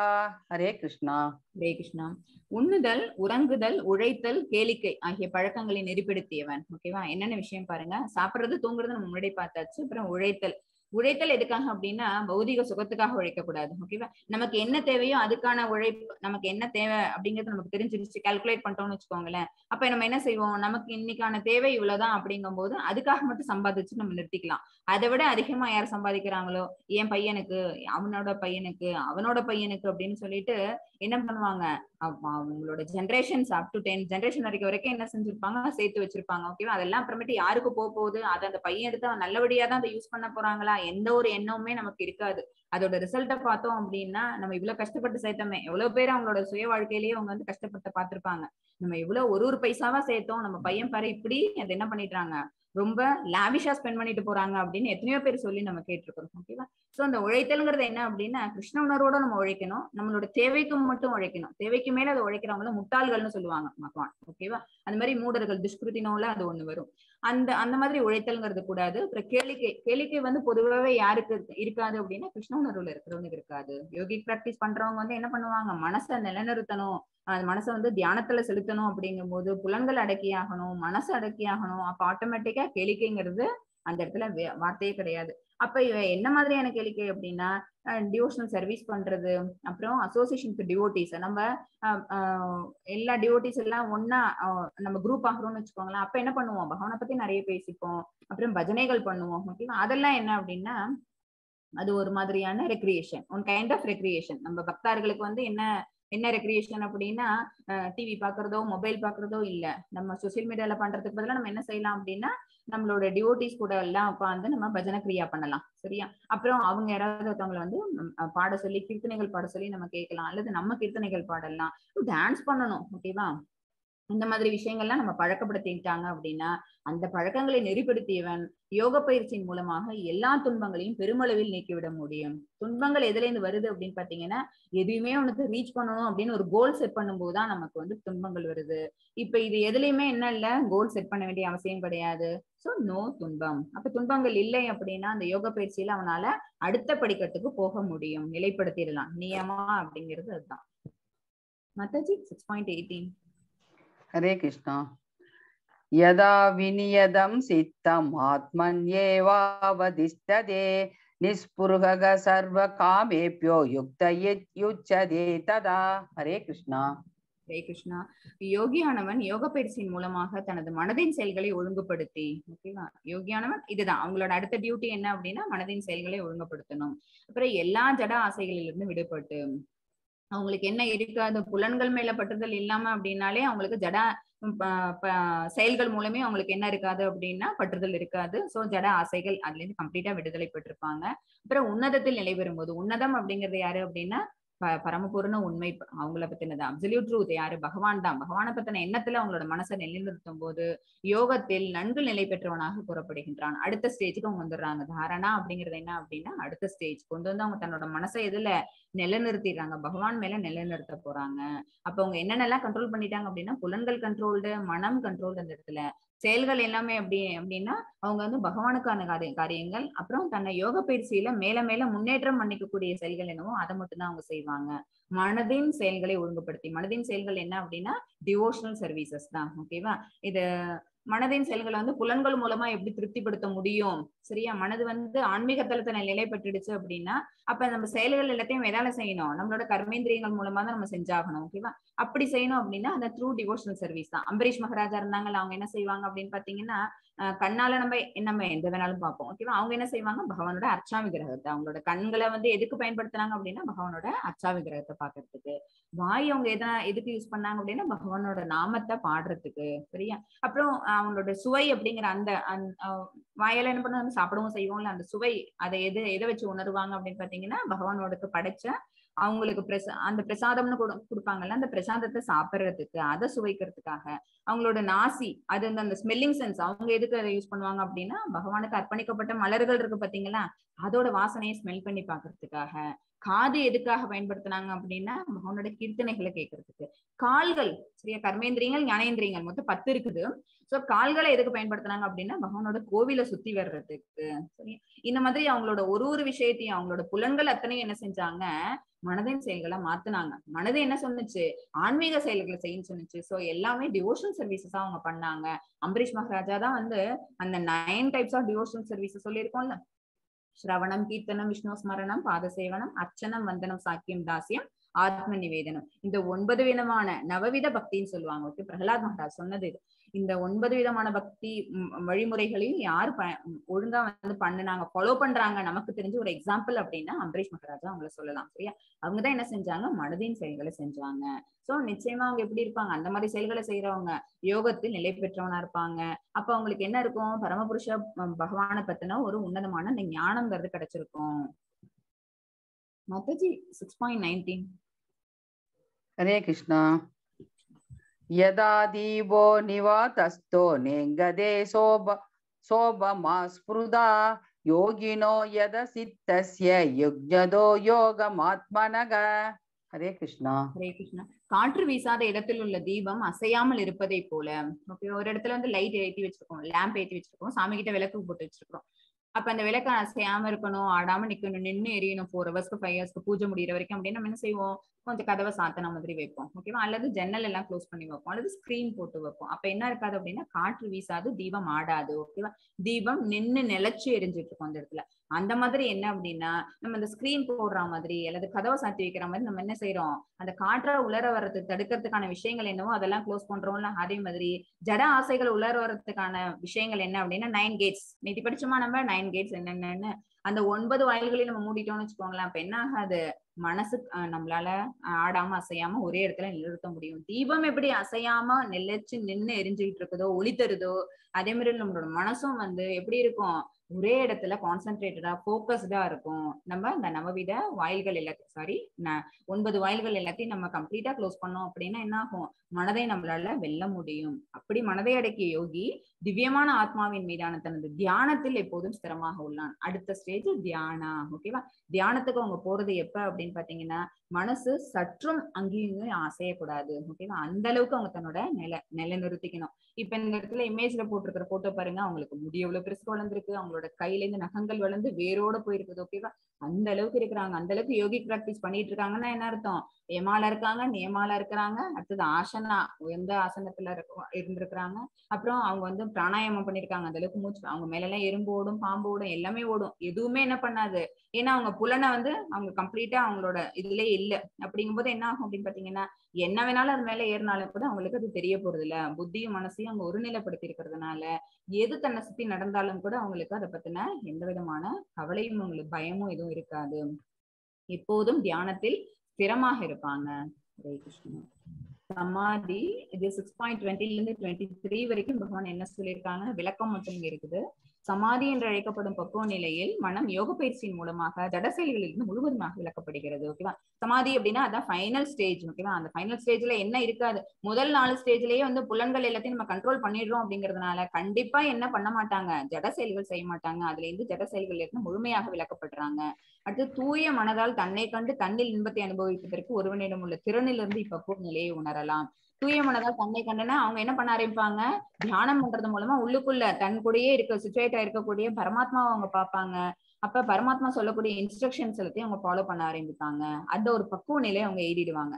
அந்த இன்ப நிலையில் நமக்குள்ளே பகவான் இருக்கிறாங்க அப்படிங்கும்போது நமக்கு ஒரு சந்தோஷத்தை தான் கொடுக்கும். நம்ம அப்புறமேல என்ன யாருக்கு சேவை பண்ணணும் அப்படின்னா, நம்ம உள்ள இருக்கக்கூடிய இவ்வளவு நாள் என்ன பண்ணோம், மாயைக்கு சேவை பண்ணிட்டு இருந்தோம், இந்த உடலை சுகமா வச்சுக்கணும்னு நினைச்சோம். இப்ப உள்ளுக்குள்ள பரமாத்மா உரையறாங்கும் போது அவங்கள சாட்டிஸ்ஃபை பண்ண விஷயங்களை நம்ம செய்ய ஆரம்பிப்போம். அவன் திவ்யமான புலன்களின் மூலம் அப்ப அவனுடைய புலன்கள் என்ன ஆயிடுது அப்படின்னா பியூரிஃபை ஆயிடுது. ஏன்னா செய்யக்கூடிய செயல் என்ன அப்படின்னா ஒரு உன்னதமான செயல்ங்கும் போது புலன்கள் எல்லாம் திவ்யமான புலன்களா மாறிடுது. எல்லையற்ற திவ்யமான ஆனந்தத்தை அனுபவிக்கிறான். அதனால அவங்களுக்கு எப்படி இருக்கு, ஒரு எட்டர்னல் பிளிஸ் அவங்களுக்கு கிடைச்சிருது. இவ்வாறு நிலை பெற்றவன் உண்மையிலிருந்து என்றும் வழுவதில்லை. இதை விட உயர்ந்த லாபம் ஏதும் இல்லை என்று நினைக்கிறான். அந்த சமாதிக்கு போயிட்டாங்கன்னு வச்சுக்கோங்க, சமாதி நிலையை ரீச் பண்ணும்போது அவங்களுக்கு ஒரு சந்தோஷம் கிடைக்குதுன்னா இதுதானே, இதை பண்றதுக்காக தானே அவங்க இத்தனை ஸ்டெப்ஸை தாண்டி வந்தாங்க. உடற்பயிற்சி, யோக பயிற்சி, மூச்சு பயிற்சி, இந்த மாதிரி இத்தனை கஷ்டங்களையும் அவங்க தாண்டி வந்ததுக்கான ரீசன் என்ன அப்படின்னு பாத்தீங்கன்னா இந்த ஃபைனல் கோல் இதை ரீச் பண்றதுக்காக தான். அப்ப இதுதான் உயர்ந்த லாபம், இதை விட வேற எதுவும் நம்ம அடைய பெற போறது இல்லை அப்படிங்கிற அந்த விஷயம் அவங்களுக்கு புரியுது. அத்தகைய நிலையில் அமைந்தவன் மாபெரும் துயரங்களுக்கு மத்தியிலும் ஒருபோதும் அசைக்கப்படுவதில்லை. இப்ப சொன்னேன்ல, அவங்களுக்கு நடுவுல என்ன இருக்கும், பூச்சி ஓடும், பாம்பு ஓடும், எல்லாம் பண்ணும். பட் என்ன பண்ண மாட்டாங்க அவங்க, அதால எல்லாம் கொஞ்சம் கூட அவங்க டிஸ்ட்ராக்ட் ஆக மாட்டாங்க. கம்ப்ளீட் சமாதியில இருந்து உள்ளுக்குள்ள உரையக்கூடிய பகவானை பார்த்து சந்தோஷப்பட்டு அவங்கள திருப்திப்படுத்துறதுக்கான செயல்களை அவங்க செய்ய ஆரம்பிப்பாங்க. அதுல வர்றவங்க அதுல இருந்து மாற மாட்டாங்க. அவங்கதான் யாரு அப்படின்னா உன்னதமான உயர்ந்த இலக்கை அடைந்த ஞானி. ஓகேவா? அவங்க வெற்றி பெற்ற ஞானி. அப்ப அவங்க என்ன செய்வாங்க அப்படின்னா இந்த பௌதிக உலகத்துல இருக்கும் போதே அவங்க முக்தி அப்படிங்கிற விஷயத்த, மோட்சம் அப்படிங்கிற விஷயத்த அடைஞ்சிருவாங்க. இப்ப இதுல அந்த இமேஜஸ்ல பாத்தீங்க அப்படின்னா துரோணர் வந்து பயிற்சி கொடுக்குறாங்க. அந்த இமேஜ் உங்களுக்கு தெரிஞ்சிருக்கும். அர்ஜுனனுக்கு பயிற்சி கொடுக்குறாங்க. மரத்துல இருக்கிற கிளையில உட்காந்துருக்கிற ஒரு மரத்தால் ஆன ஒரு பறவை, அதோட கண்ணு, அதை பார்த்து குறி பார்த்து அடிக்க சொல்றாங்க. சோ அர்ஜுனனோட மனசுல எந்த இலக்கு இருந்தது அப்படின்னு பாத்தீங்கன்னா அந்த டார்கெட் தான் இருந்தது. ஒரு வில்லாளிகிட்டையும் யுதிஷ்டன்ட்ட கொடுக்குறாங்க, துரியோதனன்ட்ட கொடுக்குறாங்க. ஒவ்வொருத்தவங்கள்ட்ட கொடுக்கும்போது அவங்க எல்லாரும் எனக்கு மரம் தெரியுது, அதோட ஒருத்தவங்களோட போக்கஸ். இன்னொருத்தவங்க எனக்கு கிளை தெரியுது, இன்னொருத்தவங்க அதுல இருக்க பறவை தெரியுது. பட் அர்ஜுனனுக்கு இது என்ன தெரிஞ்சது, மனதில் தன் இலக்கு பறவையின் கண்ணில் மட்டுமே உள்ளதுங்கிறது அவங்களுக்கு தெரிஞ்சது. நம்ம துரோணாச்சாரி நம்மளோட குரு என்ன சொன்னாங்க, அதோட கண்ணை பார்த்து அதை வந்து குறிப்பாத்து அப்படின்னு சொன்னாங்க. அர்ஜுனனுக்கு அந்த போக்கஸ் இருந்துச்சு. பாண்டவர் அஜ்ஞானவாசம் 12 ஆண்டுகள் மன வைராக்கியத்தோடு முடித்தல். ஓகேவா? அவங்களோட அஜ்ஞானவாசம் அப்புறம் அந்த 12 ஆண்டுகள் வனவாசம் எல்லாத்தையும் அவங்க என்ன செஞ்சாங்க, சுத்த மன வைராக்கியத்தோட. அந்த 12 வருஷம் முடிஞ்சு 13வது வருஷம் அவங்க அஜ்ஞானத்துல இருக்கணும். அஜ்ஞானவாசத்துல இல்லாம அவங்க வெளிப்பட்டுட்டாங்க அப்படின்னா மறுபடியும் அதே சைக்கிள் ரிப்பீட் ஆகும். அந்த ஒரு பிரச்சனை வேற இருக்குது. சோ அவங்க தன்னை மறைச்சிட்டு அந்த 1 இயர் அவங்க இருந்தாங்க. அது எதனால அப்படின்னா அந்த வைராக்கியத்தினால முடிஞ்சது, மன உறுதியினால முடிஞ்சது. இதெல்லாம் என்னத்துக்கான எக்ஸாம்பிள்ஸ் அப்படின்னு பாத்தீங்கன்னா மன உறுதிக்கான எக்ஸாம்பிள்ஸ். அடுத்து திரௌபதி சுயம்பரம் போது அர்ஜுனன் என்ன பண்ணாங்க, மேல வந்து மீன் சுத்திட்டு இருக்குது, அதை தண்ணியில பார்த்து அதோட பிம்பத்தை தண்ணியில பார்த்து அடிக்கணும். அதுதான் வந்து அந்த சுயம்பரத்துக்கு அவங்க கொடுத்திருந்த ஒரு அதுல தகுதி. அந்த தகுதி தேர்வுல வெற்றி பெற்றாங்கன்னா தான் அவங்க வந்து கல்யாணம் பண்ணிக்க முடியும். அர்ஜுனன் மனதை ஒன்றுபடுத்தி தன்னிலக்கை கீழே பிரதிபலிக்கும் பிம்பத்தை பார்த்தே வெற்றி பெறுதல். இது எல்லாமே நமக்கு தெரிஞ்ச விஷயங்கள் தான். மாதாஜி 6.34. ஹரே கிருஷ்ணா. சஞ்சலம் ஹி மன கிருஷ்ண பிரமாதி பலவத்ருதம் தஸ்யாகம் நிக்ரகம் அன்யே வாயோரிவ துஷ்கரம். ஹரே கிருஷ்ணா. ஹரே கிருஷ்ணா. கிருஷ்ணா, மனம் அமைதியற்றதும் குழப்பம் நிறைந்ததும் அடங்காததும் சக்தி மிகுந்ததாயிற்றுமே. இப்ப அர்ஜுனனுக்கு இவ்வளவு தூரம் சொல்லிட்டாங்க, என்னென்ன ஸ்டேஜஸ், இது எல்லாத்துக்கும் என்னென்னலாம் பண்ணணும், எந்தெந்த பயிற்சி எல்லாம் எடுத்தா அவன் வந்து முக்தி பெற்ற ஆத்மா, பரபிரம்மத்தை நம்ம அடைஞ்சிட்டோம், பரந்தாமத்துக்கு நம்ம போறோம் அப்படிங்கிற அந்த எண்ணம், இனிமேல் கம்ப்ளீட் டிவோஷனல் சர்வீஸ் நம்ம பண்ணணும் அப்படின்னா பிரம்மபூத நிலையை நம்ம எட்டிடுவோம். ஓகேவா? இந்த விஷயங்கள் எல்லாம் பத்தி பகவான் சொல்லி முடிச்சோன்னு அர்ஜுனனுக்கு இப்ப ஒரு குழப்பம் வருது. மனசை கண்ட்ரோல் பண்ணணும்னு சொல்றீங்களே, அந்த மனம் வந்து அமைதியற்றது, அது குழப்பம் நிறைந்தது. இப்ப அர்ஜுனனே எந்த குழப்பத்தினாலும் இந்த பகவத்கீதையை கேட்டுட்டு இருக்கிற மாதிரி ஆகுது. நம்ம ரிலேட்டிவ்ஸ் அண்ட் ஃப்ரெண்ட்ஸ் ஆச்சே, இவங்களை நம்ம கொலை பண்ணலாமா அப்படிங்கிற குழப்பம் வந்ததுனாலதான் பகவத்கீதை இந்த இடத்துல பிறந்தது. அதனாலதான் நமக்கு இந்த ஞானம் நமக்கு கிடைச்சிருக்குது. ஓகேவா? சோ அந்த மனசு அலைப்பாயுதே, அப்ப அது அடங்காம இருக்குதே, சக்தி மிகுந்ததா இருக்கு. நம்ம அடக்கணும், கண்ட்ரோல் பண்ணணும்னு நினைச்சா கூட மெடிடேஷன்ல போய் உட்காரோம், 2 minutes உட்கார முடியுதா? ஓகேவா? அந்த அளவுக்கு சக்தி மிகுந்ததாயிற்று. வீசும் காற்றை அடக்குவதை விட மனதை அடக்குவது கடினமாக எனக்கு தோன்றுகிறது. அப்ப அது வந்து இவ்வளவு ஒரு இம்பாசிபிள் திங் அப்படிங்கும் போது how can we made it possible? இதுதான் அர்ஜுன் இந்த இடத்துல கேட்கறது. இதனால வந்து இது ரொம்ப கஷ்டமான செயல் அப்படிங்கும் போது அஷ்டாங்க யோக பயிற்சிங்கிறத என்னால கொண்டு வர முடியாது போல இருக்கே. இந்த இத்தனை யோகங்கள் சொல்லி கொடுத்ததுல இது ரொம்ப கஷ்டமா அர்ஜுனன் ஃபீல் பண்றாங்க. இப்படி கடினமாக இருக்கட்டும், இதுக்கு வந்து என்ன மாதிரியான இது அப்ப விளைவு என்ன? நமக்கு நிச்சயமா அந்த முக்தி அப்படிங்கிறது கிடைக்க போறது இல்லை. இந்த செயலை செஞ்சு ஒரு யோகி, தூய்மையான யோகி அப்படிங்கிற ஒரு இடத்துக்கு வந்து நம்மளால போக முடியாதுங்கும் போது நமக்கு என்னதான் இப்ப என்ன பலன் இந்த யோக பயிற்சி பண்றது மூலமா அப்படின்னு ஒரு கொஸ்டின் வந்து அர்ஜுனனுக்கு ரைஸ் ஆகுது. மாதாஜி 35. ஹரே கிருஷ்ணா. ஸ்ரீ பகவானுவாச்ச அசம்சயம் மகாபாகோ மனோ துஷ்நிக்ரகம் சலம் அப்யாசேன து கௌந்தேய வைராக்யேன ச க்ருஹ்யதே. ஹரே கிருஷ்ணா. ஹரே கிருஷ்ணா. பகவான் ஸ்ரீ கிருஷ்ணர் அதுக்கு பதில் சொல்றாங்க. பலம் பொருந்திய புயங்களை உடைய குந்தியின் மகனே, அமைதியற்ற மனதை அடக்குவது சந்தேகமின்றி மிகவும் கடினம். பகவான் அதை ஒத்துக்கிறாங்க. அமைதியற்ற மனம்ங்கிறது அமைதியற்றது, அதை கட்டுப்படுத்துறதுங்கிறது ரொம்ப கஷ்டமானது, அது சந்தேகமின்றி மிகவும் கடினமே. ஆனால் தகுந்த பயிற்சியினாலும் பற்றின்மையினாலும் இது சாத்தியமாகும். சரியா? அதுக்கு என்ன பண்ணணும்? நம்ம அந்த அளவுக்கு அந்த யோகி பிராக்டிஸா நம்ம கொடுக்கணும். யோகி பிராக்டிஸ நம்ம கண்டினியூஸா கொடுத்துக்கிட்டே இருந்தோம். எந்த ஒரு செயலுமே என்ன அப்படின்னா தொடர்ந்து செஞ்சுக்கிட்டே இருந்தோம் என்ன அப்படின்னா அது நம்மளால செய்ய முடியும். பிராக்டிஸ் தானே அது. ஓகேவா? பிராக்டிஸ் மேக்ஸ் எ மேன் பெர்ஃபெக்ட்னு சொல்லுவோம்ல, ஒரு செய்யுங்க இருக்குல்ல, அந்த மாதிரி நம்ம ஒரு பிராக்டிஸ் ஒண்ணு விஷயத்த செஞ்சுக்கிட்டே இருந்தோம், தொடர்ந்து பண்ணணும் அப்படின்னா நிச்சயமா அந்த பயிற்சியில நம்மள நல்லபடியாவே நம்மள வந்து அந்த அவுட்கம் காட்ட முடியும். பற்றின்மை, இதுக்கு இன்னொரு முக்கியமான விஷயம் என்ன அப்படின்னா இந்த ஜட உலகத்தை மேல இருக்க பற்றுதல் இருக்குல்ல, அந்த பற்றுதல் நம்ம கம்ப்ளீட்டா விட்டுறணும். அந்த பற்றின்மையாலும் இது சாத்தியமாகும். ஏன் அப்படின்னா ஒன்ஸ் ஒரு யோகி வந்து அந்த இடத்துல சிச்சுவேட் ஆயிட்டான்னு வச்சுக்கோங்களேன், அதுக்கு மேல அவங்க என்ன செய்ய மாட்டாங்க அப்படின்னா அதுல இருந்து வழுவ மாட்டாங்க. ஏன்னா தனக்குள்ள இருக்கக்கூடிய பகவானை பாக்குறத அவங்க ஒரு தடவை கண்டுபிடிச்சிட்டாங்க அப்படின்னா அதுக்கு மேல காணாமல் ஒரு கணமும் அவங்களால வாழ முடியாதுன்னு பகவான் சொல்லுவாங்க இதுல ஒரு ஸ்லோகத்துல. தூய பக்தனாக மாறிவிட்ட ஒரு யோகி பிராக்டிஸ் தான் அவங்க செஞ்சதெல்லாம் ஃபர்ஸ்ட் எல்லாம் என்ன அப்படின்னா உடற்பயிற்சி மாதிரியான ஜட செயல்கள் தான். ஓகேவா? பௌதிக செயல்கள் தான் அவங்க செஞ்சுட்டு வராங்க. ஒரு விஷயமா முடிச்சு அவங்க பிராணாயாமா, பிரத்யாகாரா, தாரணா, தியானா, அடுத்தது சமாதி அப்படிங்கிற நிலைமைக்கு வரும்போது அவங்க என்ன ஆயிடுறாங்க? தூய பக்தனாக மாறிடுறாங்க. ஏன்னா மனசுக்குள்ள இருக்கக்கூடிய பரமாத்மாவை அவங்க கண்டுபிடிச்சிடுறாங்க. அவங்களை சாட்டிஸ்ஃபை பண்றதுதான் தன்னோட கோல் அப்படிங்கிறது தெரிஞ்சிருது. இப்படி இருக்கக்கூடிய இந்த தூய யோகியானவன் தனக்குள் இறைவனை காணாமல் ஒரு கணமும் வாழ முடியாது அப்படின்னு பகவான் சொல்லுவாங்க இந்த ஒரு ஸ்லோகத்துல. சோ யோக பயிற்சியினால நமக்கு என்ன பண்ண முடியும் அப்படின்னா உன்னதமான பக்குவ நிலை அடைய முடியும். சரியா? அதனால தகுந்த பயிற்சி வேணும், அப்புறம் பற்றின்மை வேணும். எது மேல பற்றின்மை அப்படின்னா பௌதிக செயல்கள் மேல நம்ம வச்சிருக்கக்கூடிய பற்றுகள் எல்லாத்தையும் விட்டோம்னாதான் இந்த பயிற்சிங்கிறது சாத்தியம். ஏன்னா மனசை கண்ட்ரோல் பண்றதுங்கிறதா இதுல மெயின் திங்கு. மனசுதான் என்ன பண்ணுது? பற்றுதல்ங்கிற விஷயத்த கொண்டு போது நம்ம ஸ்டார்டிங்லேயே பார்த்துட்டோம். ஓகேவா? மனசு எது மேல பற்றுதல் வச்சதுன்னா என்ன கிடைக்கும் அப்படிங்கறத ஒண்ணு பார்த்தோம்னா மனம் அப்படிங்கிறது நம்மள மோட்சத்துக்கும் கொண்டு போகும், நம்மள பந்தமும் படுத்திடும். எப்ப மோட்சத்துக்கு கொண்டு போகும் அப்படின்னு பாத்தீங்கன்னா மனசை வந்து ஆன்மீக செயலுக்கு கொண்டு போகும்போது. இதுவே பௌதிக செயல்ல மனசை வச்சிருந்தோம் அப்படின்னு வச்சுக்கோங்களேன், புலன்களுக்கு கண்ட்ரோல் ஆகி போய் பௌதிக செயல்களை செஞ்சுட்டு இருந்தோம்னா நம்ம பந்தப்பட்ட ஆத்மாவாயிடுவோம். சரியா? இது பற்றுதலை வளர்க்கும், அது பற்றின்மையை வளர்க்கும். மனம் ஒரு நண்பனா அல்லது எதிரியா? நம்ம நமக்குள்ளேயே கேட்டுக்க வேண்டிய கேள்வி இது. மனம் வந்து ஒரு சிச்சுவேஷனுக்கு தகுந்த மாதிரி மனம் நமக்கு நண்பனாவும் செயல்படும் அல்லது எதிரியாவும் செயல்படும். எப்ப அப்படின்னா நம்ம எது மேலேயும் ஆசை புலன்கள் சொல்லக்கூடிய விஷயங்கள் மேல நம்ம வந்து ஈர்க்கப்பட்டோம்னு வச்சுக்கோங்களேன், மனம் அப்ப நமக்கு எதிரியாயிடும். ஏன்னா அப்ப வேணா சந்தோஷம் தர மாதிரி இருக்கும், பட் அதோட விளைவுகள் என்ன அப்படின்னா நம்ம கண்டிப்பா பாதிக்கப்படுவோம். சரியா? அப்ப அது மனம் வந்து எதிரி ஆயிடுது.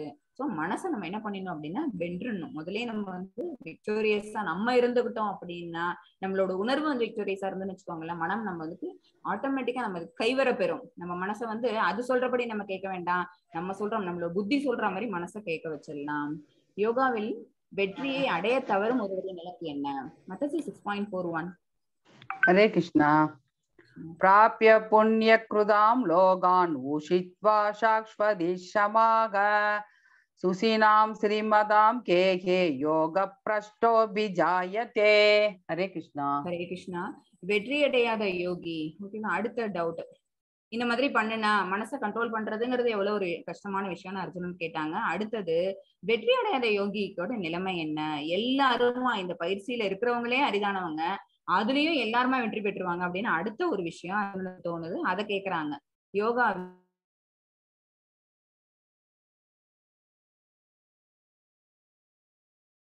பற்பல வருடங்கள் அனுபவித்த பின் நல்லோரின் குடும்பத்தில் அல்லது பெரும் செல்வந்தரின் குடும்பத்தில் பிறக்கின்றான். எப்படி? ஒரு வெற்றியடையாத யோகியானவன் எவ்வளவு பயிற்சி பண்ணிடுறாங்க, சமாதியில வந்துடுறாங்க, பட் அங்க கொண்டு வந்து நிலைநிறுத்த முடியல, அவங்களோட மனசு அந்த இடத்துல நிறுத்த முடியல, பகவான அவங்களால பார்க்க முடியல அப்படின்னா அவங்க தவறி விழுந்த யோகி. அவங்களோட பயிற்சியில அவங்க வந்து என்ன ஆயிடுறாங்க அப்படின்னா ஃபுல்லா அச்சீவ் பண்ண முடியல. ஓகேவா? செகண்ட் தேர்ட் பிளேஸ் வாங்கிட்டாங்கன்னு வச்சுக்கோங்க. அப்ப என்ன வாங்க, செகண்ட் அண்ட் தேர்ட் பிளேஸ் வந்தவங்களுக்கு எல்லாம் கன்சோலேஷன் பிரைஸ் கொடுப்போம்ல. ஃபர்ஸ்ட் பிரைஸ் வாங்கினவனுக்கு இருந்தா அப்படின்னு 10,000 rupees கேஷ் பிரைஸ் எடுத்து கொடுப்பாங்க. Second place, third place, fourth பிளேஸ்னு வரும்னு வச்சுக்கோங்களேன். நமக்கு என்ன செய்வாங்க, இவ்வளவு தூரம் நீ பயிற்சி பண்ணி வந்து இல்லப்பா, இந்த அளவுக்கு நீ முன்னேறி வந்து இல்ல, இந்த இதை வச்சுக்கோன்னு சொல்லி நம்ம என்ன செய்வோம், ஒரு டிஃபன் பாக்ஸாவது கொடுப்போம்ல, இந்த கான்சலேஷன் பிரைஸ். சரியா? அந்த மாதிரி என்ன பகவான் கொடுக்குறாங்க அப்படின்னா, புண்ணிய ஆத்மாக்களின் லோகங்களில் பற்பல வருடங்கள் அனுபவிப்பாங்க.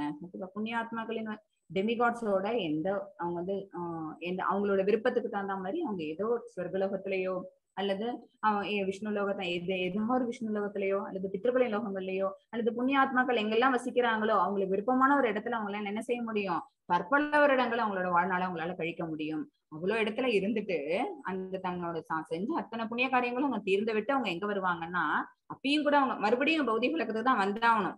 யாரு புண்ணியம் செஞ்சாலும் பாவம் செஞ்சாலும் நம்ம போய் அந்தந்த லோகங்கள்ல பட வேண்டியதெல்லாம் பட்டுட்டு திருப்பி நம்ம எங்க வருவோம் அப்படின்னா பௌதிக உலகத்துக்கு தான் வருவோம். ஏன்னா கம்ப்ளீட்டா நம்ம கிருஷ்ணா கான்சியஸுக்கு, கிருஷ்ண உணர்வுக்கு வந்து பக்தி தொண்டு செஞ்சு நம்ம முக்தியை நோக்கி நம்ம பகவானோட இடத்துக்கு போகாத வரைக்கும் நம்ம என்ன பண்ணிட்டு இருப்போம், இங்கேயும் எங்கேயும் டென்னிஸ் பால் விளையாடுற மாதிரி தான். இங்க இருக்கிறவங்க தட்டுவாங்க, அங்க இருக்கிறவங்க தட்டுவாங்க, மாத்தி மாத்தி இந்த பால் ரெண்டு பேருக்கும் நடுவில் என்ன ஷட்டில் ஆயிட்டே இருக்கும்ல, அந்த மாதிரிதான் நம்மளும் ஷட்டில் ஆயிட்டே இருக்கும்.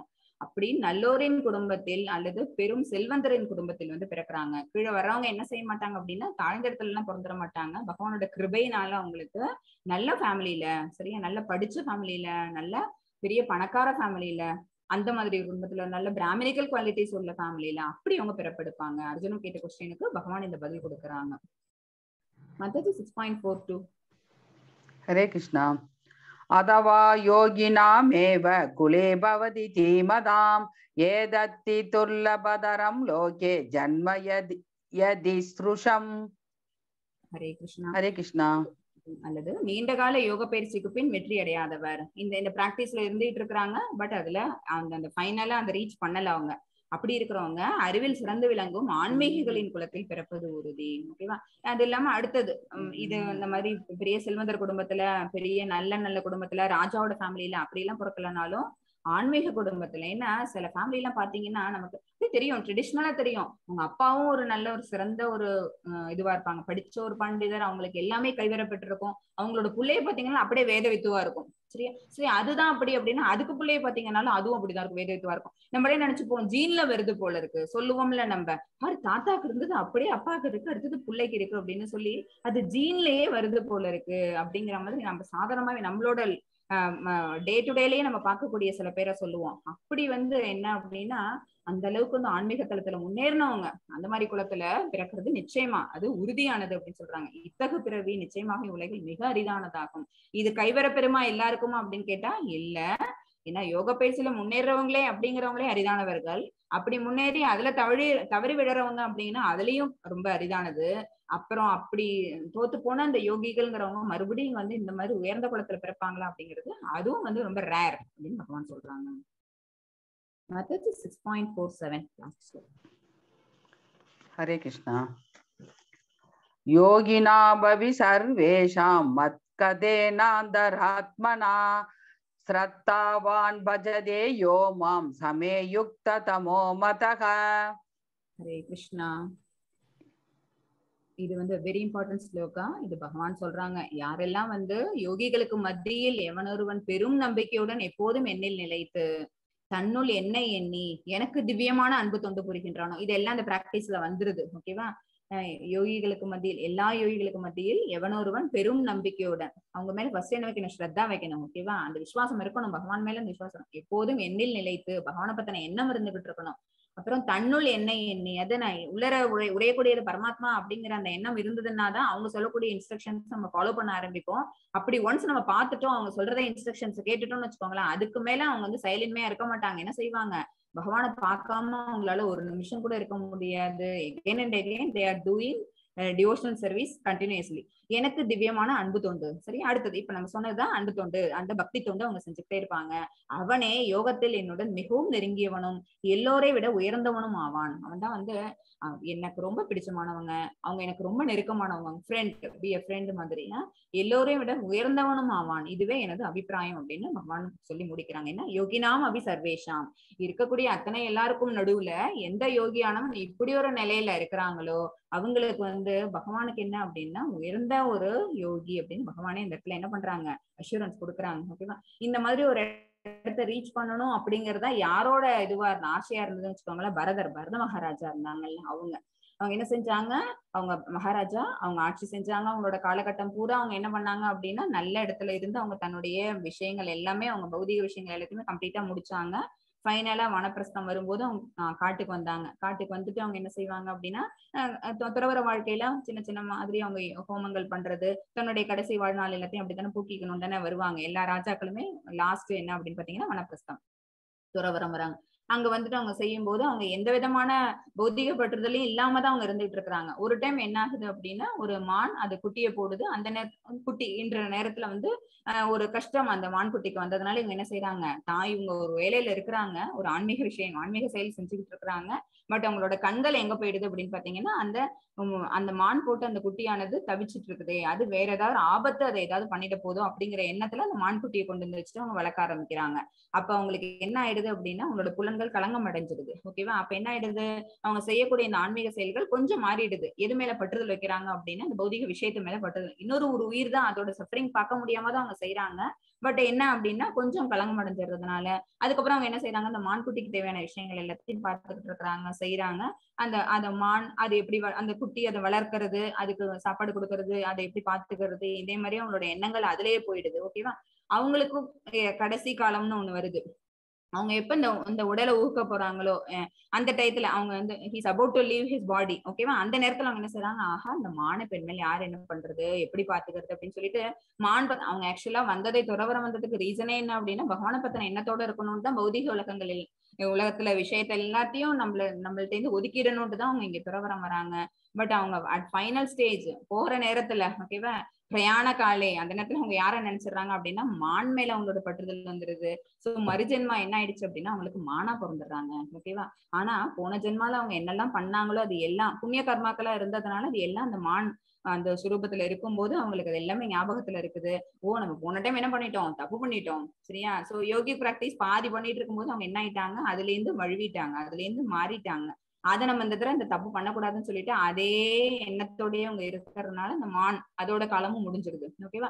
முடிஞ்சிட்டு அந்த மான் எவ்வளவு பீரியட் அந்த லைஃப் ஸ்பேன் முடிஞ்ச உடனே எகைன் அதே பரதர் வந்து என்ன பிறக்கிறாங்க அப்படின்னா ஒரு நல்ல குடும்பத்துல, ஒரு பிராமணிக்கல் அந்த ஹை குவாலிட்டி, அந்த குவாலிட்டி இருக்கிற ஒரு குடும்பத்துல வந்து அவங்க பிறக்கிறாங்க. ஆனா பிறந்துட்டு அவங்க என்ன செய்யறாங்க, ஆஹா நம்ம போன மூணாவது அந்த பரதர் அந்த பீரியட்ல நம்ம பண்ணின தப்ப வந்து இந்த தடவை பண்ணிடக்கூடாது அப்படிங்கிறதுனால வாய் பேசுறது கிடையாது, எந்த ஜட செயல்களும் செய்யறது கிடையாது, தான் உண்டு நம்ம கிருஷ்ண உணர்வு உண்டுங்கிற மாதிரி இருந்துகிட்டு இருக்கிறாங்க. அதனால இன்னும் அவங்க எதுவுமே இல்லாம, பேச்சு இல்லாம, செயல்கள் இல்லாம அப்படி இருக்கிறதுனால அவங்களை எல்லாரும் ஜடபரதர்னு கூப்பிட்டு இருந்தாங்க. ஆனா அவங்க மிகப்பெரிய ஆன்மீகவாதி யோகி. அவங்க மனசளவுல யோகி பிராக்டிஸ் பண்ணிட்டு இருக்காங்க, தியானம் பண்றாங்க.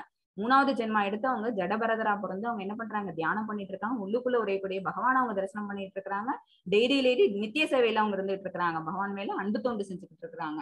ஆனா அது வெளியில இருக்கிற எல்லாருக்கும் தெரியுமா? பந்தப்பட்ட ஆத்மாக்கள் எல்லாரும் என்ன செய்யறாங்க, இவரு எந்த ஒரு சென்ஸும் இல்லாம இருக்கிறாங்களே அப்படிங்கிற மாதிரிதான் அவங்களை பத்தி நினைக்க முடியும்.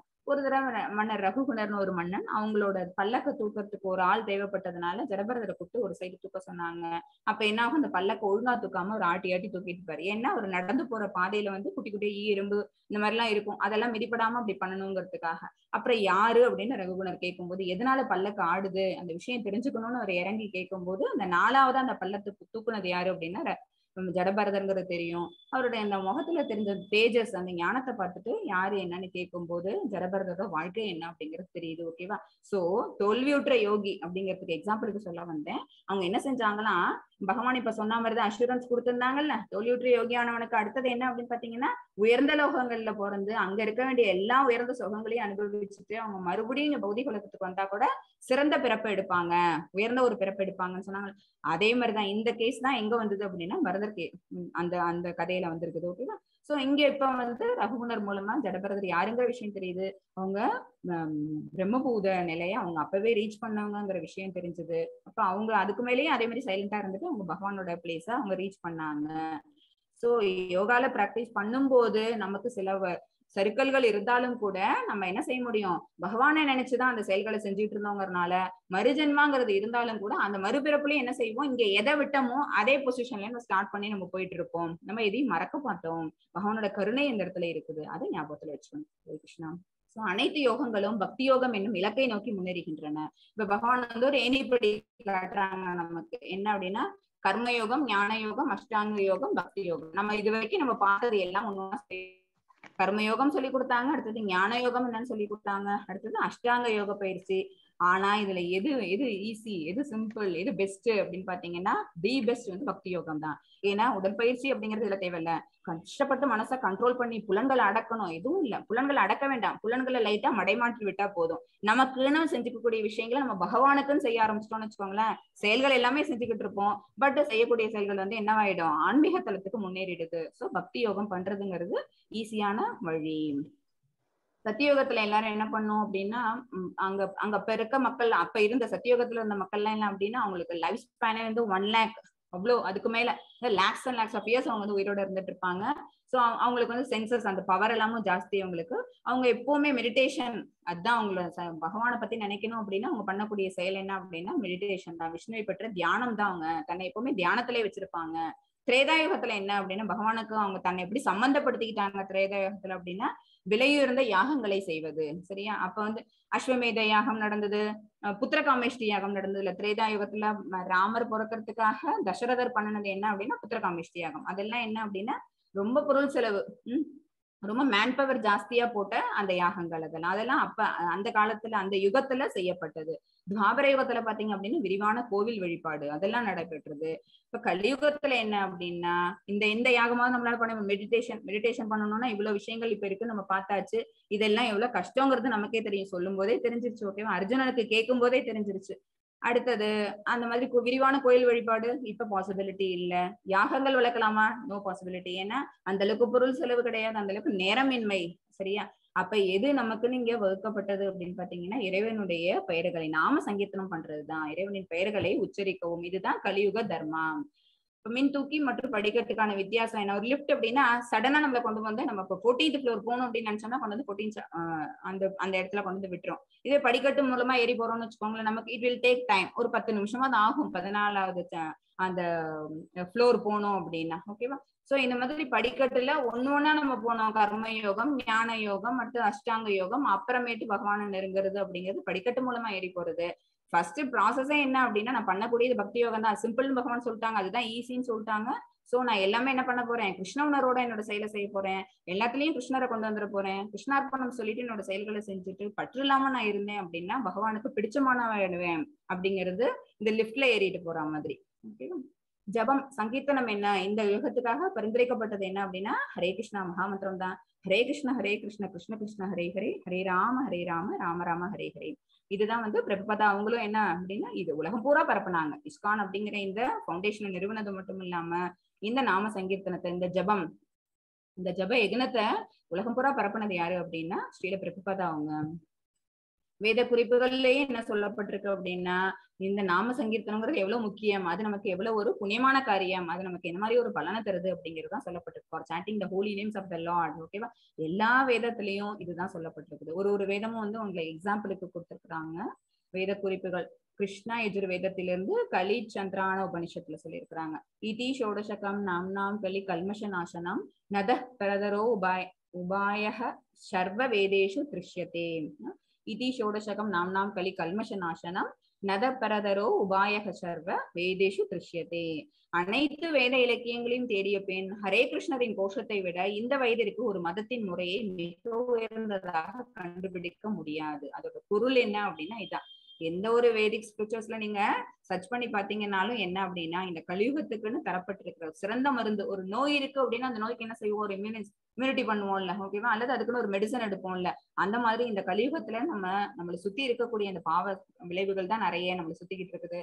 இது எல்லாத்துல இருந்து நம்மளை காப்பாத்திக்கணும். நம்மளை யாரு ரட்சை பண்றா அப்படின்னா பகவான் தான். பகவானோட நாமத்தை நம்ம தொடர்ந்து நம்ம பண்ணிக்கிட்டே இருக்கணும். ஹரே நாம ஹரே நாமைவ கேவலம் கலவு நாஸ்தேவ கதின் அந்நியதா. சண்டை மற்றும் பாசாங்குத்தனமான இந்த யுகத்தில் விடுதலையின் ஒரே வழி கிருஷ்ணருடைய பரிசுத்த பெயர்களை உச்சரிப்பது தான். வேறு வழி இல்லை. பகவான் நாமாவை சொல்றதை தவிர வேற எந்த ஒரு நமக்கு ஆப்பர்ச்சுனிட்டியும் கிடையாது. பகவான் நாம சொன்னோம் அப்படின்னா நம்மளுக்குள்ளே நம்ம திருப்தி அடைஞ்சுக்கலாம், பகவானையும் சந்தோஷப்படுத்த முடியும். நம்ம எந்த பாவ விளைவுகள் இருந்தாலும் அதுல இருந்து நம்ம என்ன இல்லை, அந்த கலங்கங்கள்ல இருந்து அந்த அசுத்தங்கள்ல இருந்து நம்மளால வெளியில வர்றதுக்கான ஒரு வழி, ஒரு உபாயமா எது இருக்கு அப்படின்னா இந்த ஹரே கிருஷ்ண நாமம் தான். அடுத்தது ஸ்ரீமன் பாகவதத்துல கலேர்தோஷ நிதேராஜன் அஸ்தி ஹேகோ மகான் குணக கீர்த்தனா தேவ கிருஷ்ணசிய முக்த சங்க பரம் விரஜேத். என் அன்பான ராஜா, அதுல பாகவதத்துல வந்து 12.3.51 அதுல சொல்லப்பட்டிருக்குது. கலியுகத்தில் குறைபாடுகள் நிறைந்திருந்தாலும் இந்த வயதை பற்றி இன்னும் ஒரு நல்ல குணம் இருக்கிறது. இந்த காலத்துல வந்து இன்னொரு நல்ல குணம் என்ன அப்படின்னா வெறுமனே ஹரே கிருஷ்ணா மகாமந்திரத்தை உச்சரிப்பதன் மூலம் ஒருவர் பொருளடிமைத்தனத்திலிருந்து விடுபட்டு ஆழ்நிலை ராஜ்யத்திற்கு உயர்த்தப்படலாம். பொருள் அடிமைத்தனம்னா எது அப்படின்னு பாத்தீங்கன்னா இந்த பௌதிக உலகம் தான், இந்த பௌதிக இயற்கை தான். இதுதான் வந்து கீழ்நிலையான ஒரு சக்தி. இதுல இருந்து நம்ம என்ன பண்ணிக்கலாம், நம்ம ரிலீஸ் பண்ணிக்கலாம். ரிலீஸ் பண்ணிட்டு டிரான்சரண்டல் நாலேஜை நம்ம அட்டைன் பண்ண முடியும் அப்படின்னு ஸ்ரீமத் பாகவதத்தில் இருக்கக்கூடிய குறிப்பு இது. ஓகேவா? கலியுகத்துல என்ன நடக்கும், என்னென்ன கஷ்டங்கள் வரும் அப்படின்னு அதுல சொல்லப்பட்டிருக்குது. அதுக்கு ரெமடியும் அதுலயே கொடுத்திருக்குது. ஓகேவா? வேத குறிப்புகள் பகவத்கீதையிலேயே 10th சாப்டர்ல பகவான் சொல்லுவாங்க, நான் இதுவா இருக்கேன், இந்த விஷயத்துல நான் இதுவா இருக்கேன். சரியா? அப்ப அந்த மாதிரி பார்க்கும்போது அதுல பகவான் என்னவா இருக்காங்க அப்படின்னா யாகங்களில் என் பெயர்களை உச்சரிக்கும் ஜபயக்னம் நானாவேன்னு அவங்களோட வைபவங்கள் சொல்லுவாங்க. பகவத்கீதா 10th சாப்டர் அதுல வந்து அவங்க தன்னோட வைபவங்கள், தன்னோட அப்பிலன்சஸ் எல்லாம் எதுல எல்லாம் இருக்கு அப்படின்னா தண்ணீர் அப்படின்னு பாத்தீங்கன்னா அதோட சுவையா இருப்பேன் அப்படின்னு சொல்லுவாங்க. காற்று அப்படின்னா அதோட வாசமா நான் இருப்பேன்னு சொல்லுவாங்க. அதுல யஜ்ஞானம் ஜப யஜ்ஞோஸ்மி. சரியா? யாகங்கள்ல இந்த ஜபயாகம் நான் அப்படின்னு பகவான் சொல்லுவாங்க. அடுத்து சைத்தன்ய சரிதாமிரத்துல வந்து நாம் ஆகாரி பகுதா நிஜ சர்வ சக்தி தத்ரார்பிதா நியமிதா ஸ்மரேன காலாஹா ஏதத் திரிஷித்வா கிருபா பகவான் மாமாபி துர்தெய்வம் ஈத்ருச்சம் இஹாஜனி நா நுராகாக. என் ஆண்டவரே, கடவுளின் உயர்ந்த ஆளுமை உங்கள் புனித பெயரில் வாழும் நிறுவனத்திற்கு அனைத்து நல்ல அதிர்ஷ்டங்களும் உள்ளன. எனவே உங்களுக்கு கிருஷ்ணா மற்றும் கோவிந்தா போன்ற பல பெயர்கள் உள்ளன. ஓகேவா? அந்த பெயரை சொல்லும் போதே நமக்கு ஒரு ஆனந்தம் கிடைக்கும், நம்மளால ஒரு சுகிச்சிருக்க முடியும். ஓகேவா? பகவானோட நாமத்துக்கும் ரூபத்துக்கும் உங்களோட லீலைக்கும் குணத்துக்கும் எந்த வித்தியாசமும் இல்லைன்னு சொல்லுவாங்க. இப்ப கலியுகத்துல நம்ம வீட்லயுமே பகவான் இருக்கிறாங்க. எந்த ரூபத்துல அப்படின்னு பாத்தீங்கன்னா பகவத்கீதை பாகவதம் அந்த ரூபத்துல இருக்கிறாங்க. பகவானை நம்ம பார்க்கணும்னு நினைக்கிறோமா, என்ன செய்யணும், பகவானோட நாமாவை நம்ம உச்சரிச்சாலே போதும். சொல்லுவாங்க நம்ம ஜபம் பண்றதுங்கிறது என்ன அப்படின்னா வாயில நாக்குல தழும்பேற அளவுக்கு நம்ம என்ன பண்ணணுமா ஜபம் பண்ணணும். ஓகேவா? அந்த மாதிரி பண்ணனவங்க எல்லாம் இருக்கிறாங்க. சோ கிருஷ்ணா மற்றும் கோவிந்தா போன்ற பல பெயர்கள் உள்ளன. உங்கள் பெயர்களை நீங்கள் அந்த பெயர்களில் முதலீடு செய்துள்ளீர்கள். அதாவது பகவானோட பவர் எல்லாம் அவங்களோட குவாலிட்டி எல்லாம் எதுல இருக்கு அப்படின்னா பகவான் நாமாலே இருக்குது. குழந்தைங்களுக்கு பேர் வைக்கும் போது என்ன பண்ண செய்வோம், பகவானோட நாமத்தை தானே வைக்கணும்னு நினைப்போம். சரியா? ஏன்னா வேற எதையோ ஒண்ணு வைக்கிறதுக்கு பதிலா நம்ம என்ன செய்யலாம், ஏன்னா இவங்களை கூப்பிட்டே இருக்கலாம். அஜாமிலன் கதையில அது வரும். உங்களுக்கு பின்னாடி இந்த ஸ்டோரி சொல்லும் போது சொல்றேன். நாராயணா அப்படின்னு பேர் வச்சதுனால அஜாமிலனுக்கு என்ன வந்தது அப்படின்னா நல்ல ஒரு முடிவு அப்படிங்கிறது கிடைச்சது. உங்கள் பெயர்களை நீங்கள் அந்த பெயர்களில் முதலீடு செய்துள்ளீர்கள் மற்றும் அவற்றை நினைவில் கொள்வதற்கு கடினமான மற்றும் வேகமான விதிகள் எதுவும் இல்லை. இதுக்கு ரூல்ஸ் இருக்கா, ரெகுலேஷன்ஸ் இருக்குதா, இதை இப்படிதான் பண்ணணுமா அப்படின்னு நம்ம எதையும் ஃபாலோ பண்ணணும்னு அவசியம் கிடையாது. we can do anytime anywhere. சரியா? அதே மாறின் சுருக்கம் இது முன்னாடியே நம்ம பார்த்ததுதான். ஹரே கிருஷ்ணா. वाञ्छाकल्पतरुभ्यश्च कृपसिन्धुभ्येव च पतितानां पावनेभ्यो वैष्णवेभ्यो नमो नमः। हरि ओम श्री कृष्ण। माताजी एंडिंग श्लोकम। राम हरे राम राम राम हरे हरे।